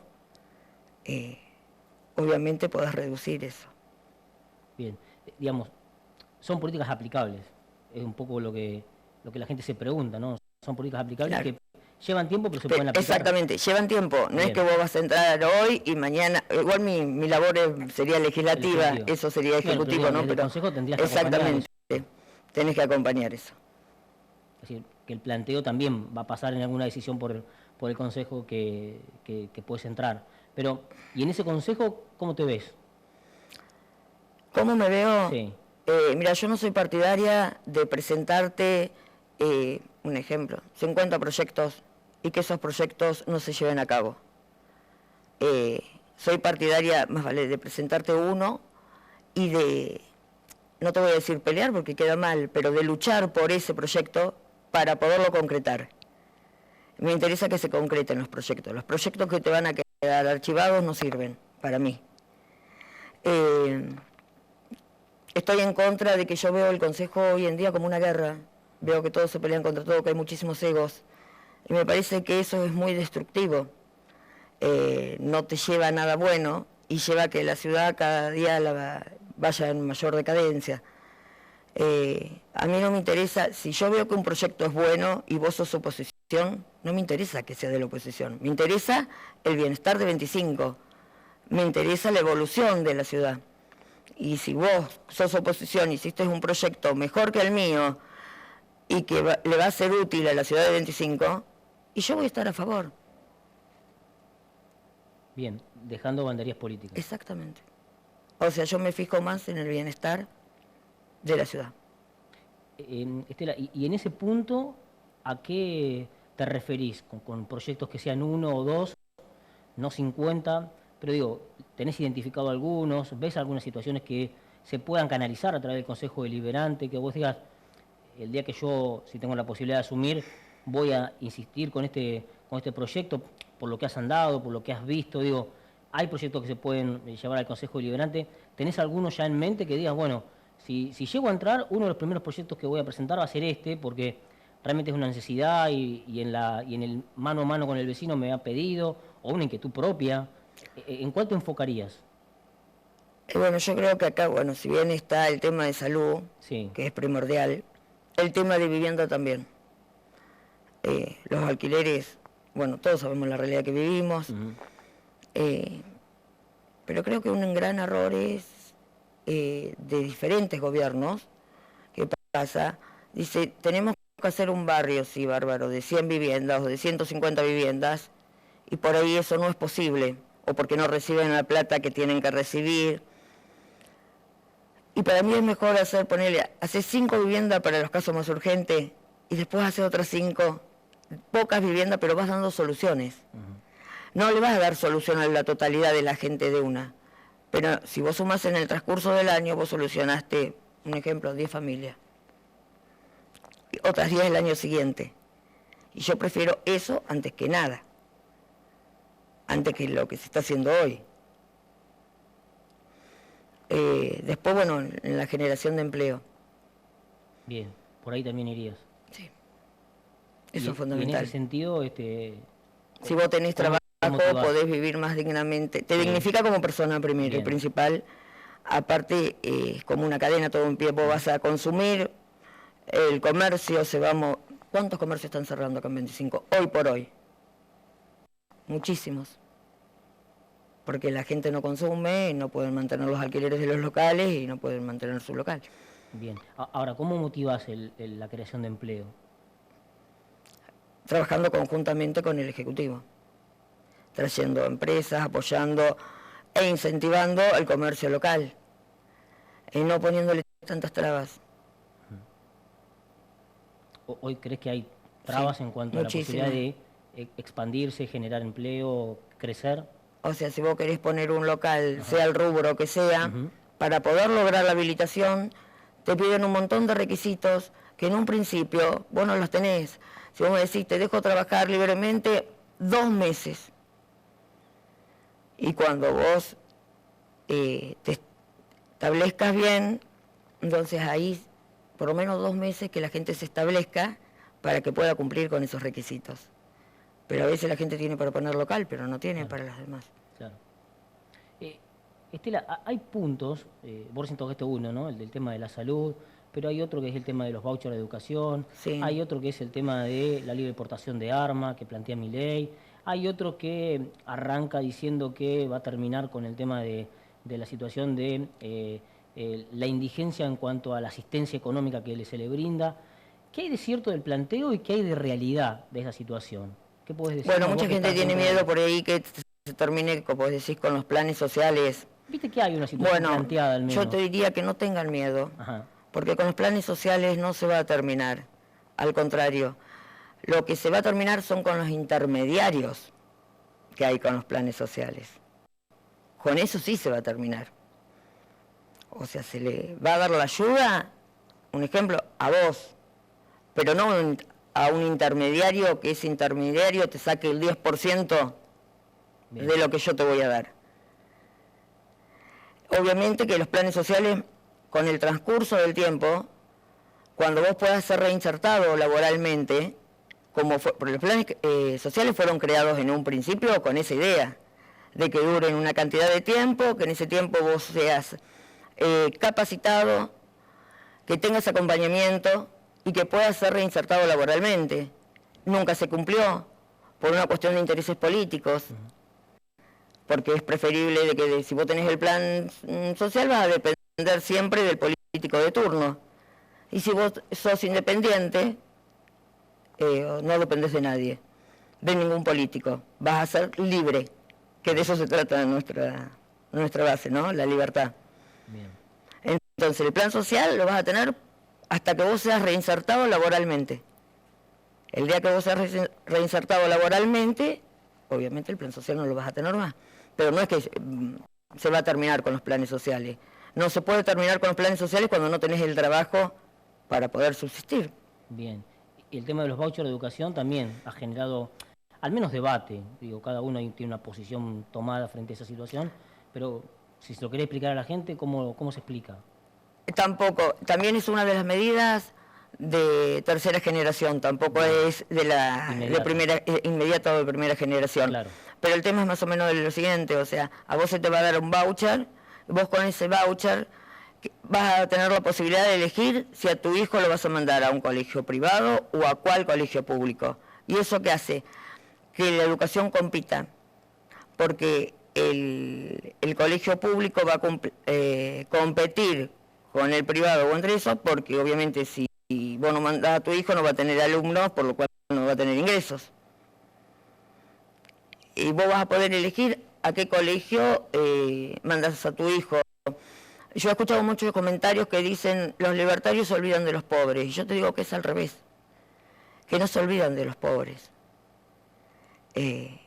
Al contrario, porque con el sistema que tenemos, no todos pueden mandar a tu hijo a un colegio privado. De esta forma vas a tener la misma posibilidad. Y vas a poder elegir a qué colegio o qué universidad va a ir tu hijo. Bien. Igualmente, bueno, hay que instalarlo, ¿no? Hay que generarlo, hay que debatirlo, hay que explicarlo, ¿no? En algún sentido. Por eso te lo pregunto. Claro, por eso te dije de que no es de primera inmediato, es de tercera generación. Por eso los proyectos están planteados en 3 generaciones. Bien.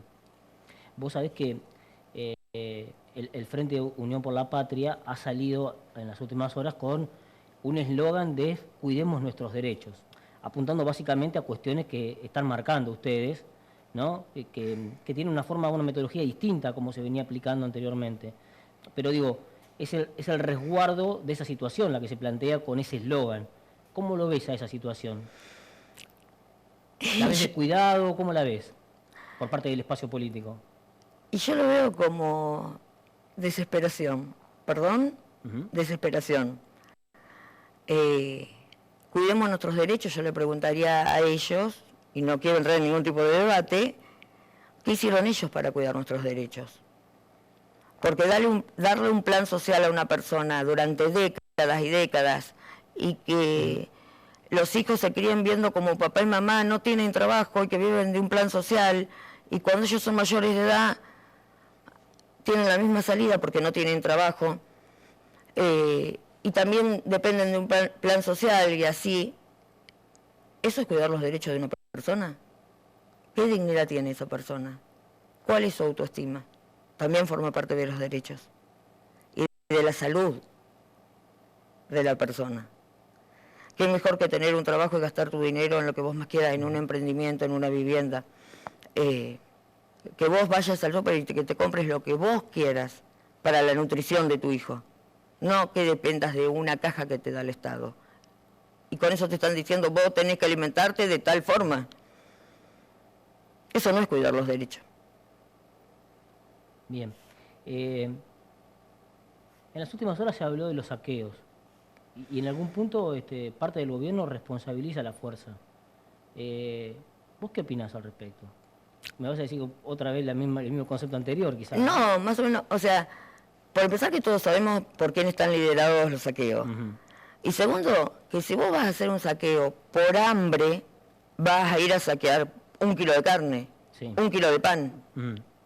No vas a ir a saquear ropa, ni celulares, ni electrodomésticos. Eso no es hambre. Eso es una estrategia o una herramienta para derrotar a quien hoy es supuestamente ganador. Hoy digo porque no están supuestamente porque no está el resultado definitivo hasta octubre. ¿Cómo se ven en la elección de octubre? Te lo pregunto en todos los niveles, ¿no? ¿Cómo se ven frente a lo que pasó, frente a la elección ya de la PASO? A nivel nacional, con la posibilidad de un Gobierno libertario. De un gobierno libertario y un balotaje que se puede dar, ¿no? Sí, puede ser. El otro día Milei lo escuchaba y dijo, bueno, si estamos a poquito del 45%, porque interpretó él o cree que lo robaron 5 puntos, que estaba averiguando a ver qué había pasado. Bueno, eso fue terrible de todos lados. Acá mismo también nos faltaban las boletas a cada rato y después el otro día se encontraron en los bancos, nos rompían, nos robaban las boletas, había que reponer continuamente. Iba la gente al local a decir, no hay boleto en tal mesa. Fue en toda la Argentina, o sea, no fue solamente Ciudad Autónoma o 25 de Mayo, fue en todos lados, generalizado. Bueno, por eso que plantea la posibilidad de esos 5 puntos. Frente a ese escenario, ¿no? Insisto con la pregunta, frente a ese escenario, ¿cómo ven el balotaje que se puede dar en octubre, que se va a consumar en noviembre? ¿Cómo lo ven planteado ustedes? ¿Con qué fuerza, con qué expectativa? Fortaleciendo la fiscalización. Bien. Que de paso invito a los ciudadanos para que se acerquen al local para intercambiar ideas, inquietudes y para ayudarnos a fiscalizar, a cuidar los votos, que en sí es para el bien de todos. Fortaleciendo la fiscalización, yo creo que Milei es presidente. ¿Primera vuelta? Sí. Si logramos fortalecer la fiscalización, sí.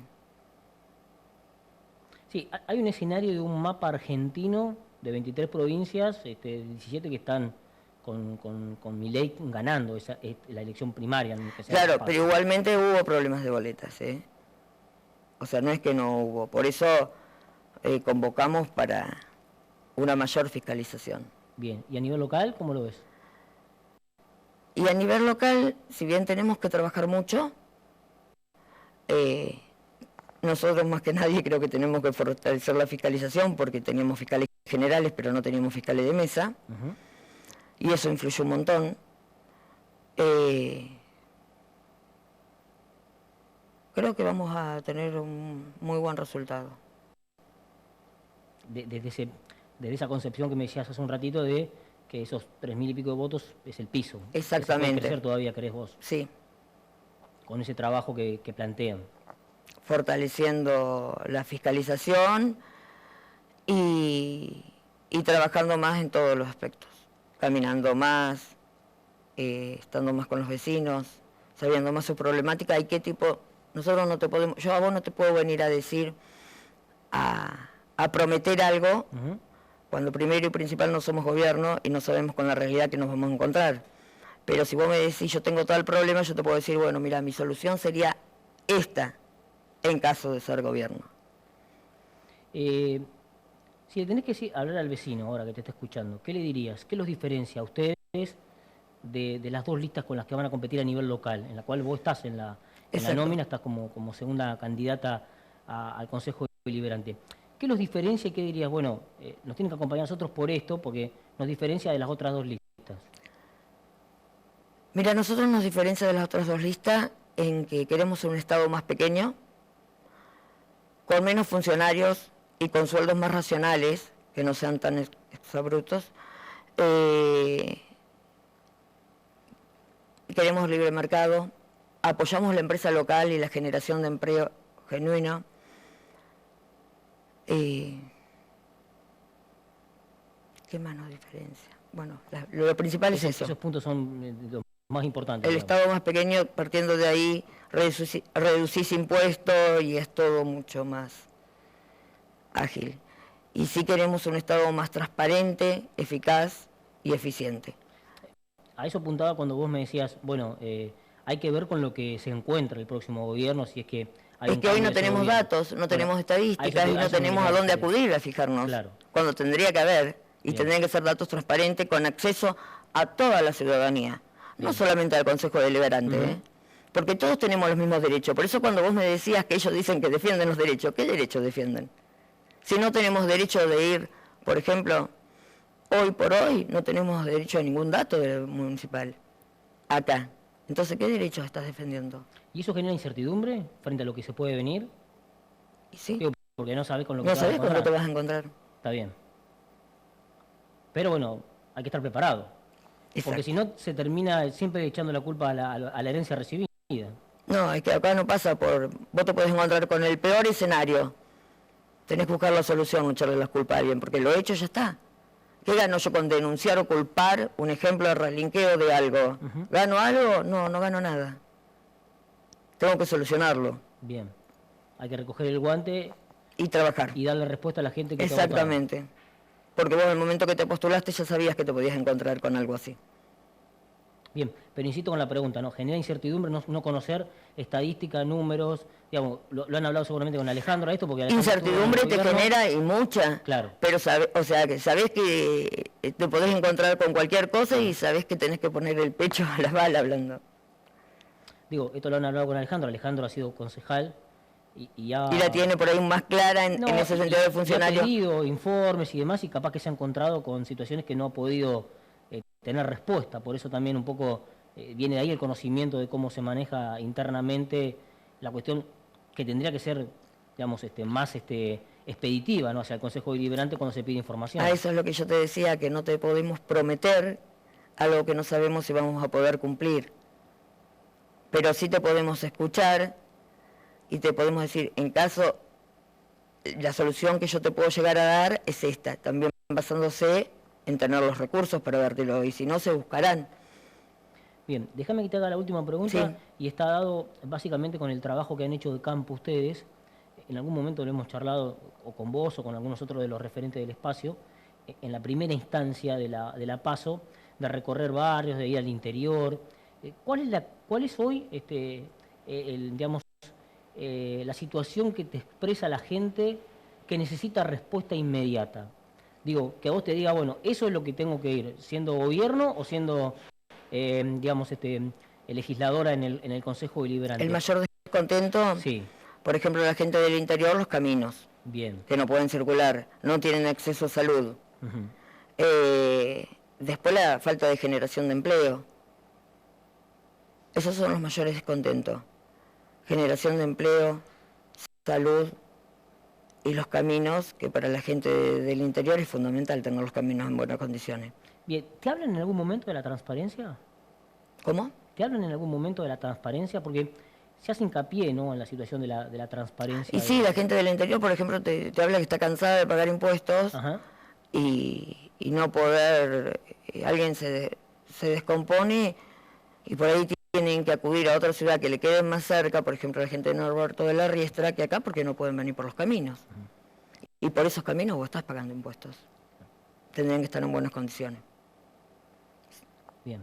O sea, si vos tenés un servicio, vos tenés que, si vos estás cobrando por un servicio, tenés que cumplir dando ese servicio. Bien, digamos, pasa por ahí el cuestionamiento, ¿no? Por cuestiones que son puntuales, pero que tienen respuesta, que se pueden solucionar. Sí, ¿Vos creés exactamente. que se pueden solucionar? Sí que se puede solucionar. ¿Falta voluntad política? ¿Qué falta? Voluntad política. Voluntad política, o sea, está al servicio de la comunidad. Yo creo que por ahí esto es un tema cultural también, ¿no? Los políticos creen que, sos funcionario. No, vos sos un empleado de la comunidad. Vos Bien. estás al servicio de la comunidad, no la comunidad a tu servicio. Muy bien. Vos tenés la obligación desde el momento de escuchar a todos. Ahora sí te voy a hacer la última. En un momento de la presentación de la lista, vos hablaste y dijiste que ibas a donar tu dieta. ¿Esto sigue así? Totalmente. ¿Por qué decidiste eso? Porque el Consejo Deliberante es ad honorem. Y yo no, o sea, yo tengo mi actividad privada, Sí. no es que, digo, me postulo o vine acá con el partido porque quiero ser concejal o porque quiero ser intendente o tener un cargo político. No. Lamentablemente, y te digo lamentablemente porque es triste, es porque cuando yo era chica, esta ciudad estaba mucho mejor que ahora. Yo volví después de muchísimos años y me encuentro casi con una ciudad fantasma, que falta poco para hacerlo. Tengo hijos, tengo nietos. No quiero que sufran el desarraigo como lo sufrí yo toda mi vida, porque una politóloga, primero te decían vos sos político, cosa que nada que ver. Después, ¿en qué querés que trabaje acá? No tenía trabajo. Hoy no era como hoy que podés trabajar mediante las redes. En ese momento no se podía. Y yo lo que quiero es que 25 crezca, que mis nietos el día de mañana, si quieren vivir acá, tengan trabajo en esta ciudad, que puedan elegir el lugar donde vivir, y no porque quiera tener un cargo político. Por eso, o sea, no me interesa el sueldo de concejal, tampoco me interesa el cargo. Si me interesa, si vos me decís, si no tenés un cargo político, ¿lo podés hacer igual? Y yo te digo, dale, listo. Yo lo que quiero es hacerlo. Lo que quiero es la transformación en una mejor ciudad, no el cargo. Bien. Es decir, digamos, que la voluntad de servir va más allá. Claro, lamentablemente te tenés que involucrar políticamente, claro, y postularte para poder lograr ese cambio. Entonces, por eso te tenés, si no, si uno lo pudiera hacer sin involucrarse, claro, lo hubiese hecho. Muy bien. Muchísimas gracias por haber venido. Teníamos ganas de hablar con vos. Queremos recorrer un poco las plataformas, el contenido político a nivel nacional y a nivel provincial y a nivel local, básicamente, qué es lo que va a elegir la gente a nivel local. Así que bueno, muchísimas gracias por haber venido a la entrevista, así que seguramente no va a ser la última, en algún otro momento vamos a seguir charlando. Muchísimas gracias a vos, Gastón. Muy bien. Hacemos la pausa en Punto de Encuentro y ya regresamos.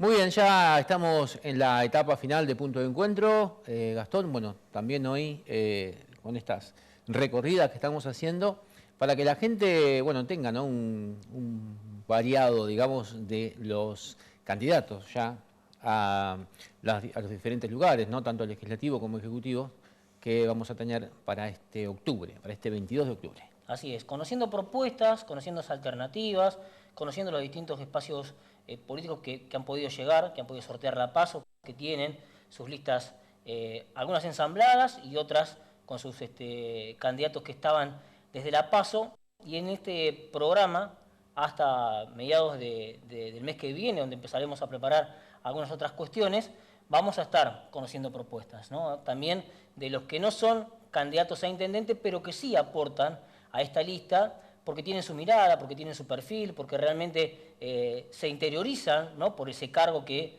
están con posibilidades de asumir. Y bueno, aquí también queremos escucharlos y es por eso que los estamos convocando para entrevistarlos. Nosotros nos encontraremos el próximo martes, vamos a seguir convocando a más gente y conociendo un poco más, sobre todo a aquellos candidatos que, bueno, no hemos tenido la oportunidad de escuchar acá, por lo menos en este espacio de Punto de Encuentro. Pero bueno, eso será el martes que viene.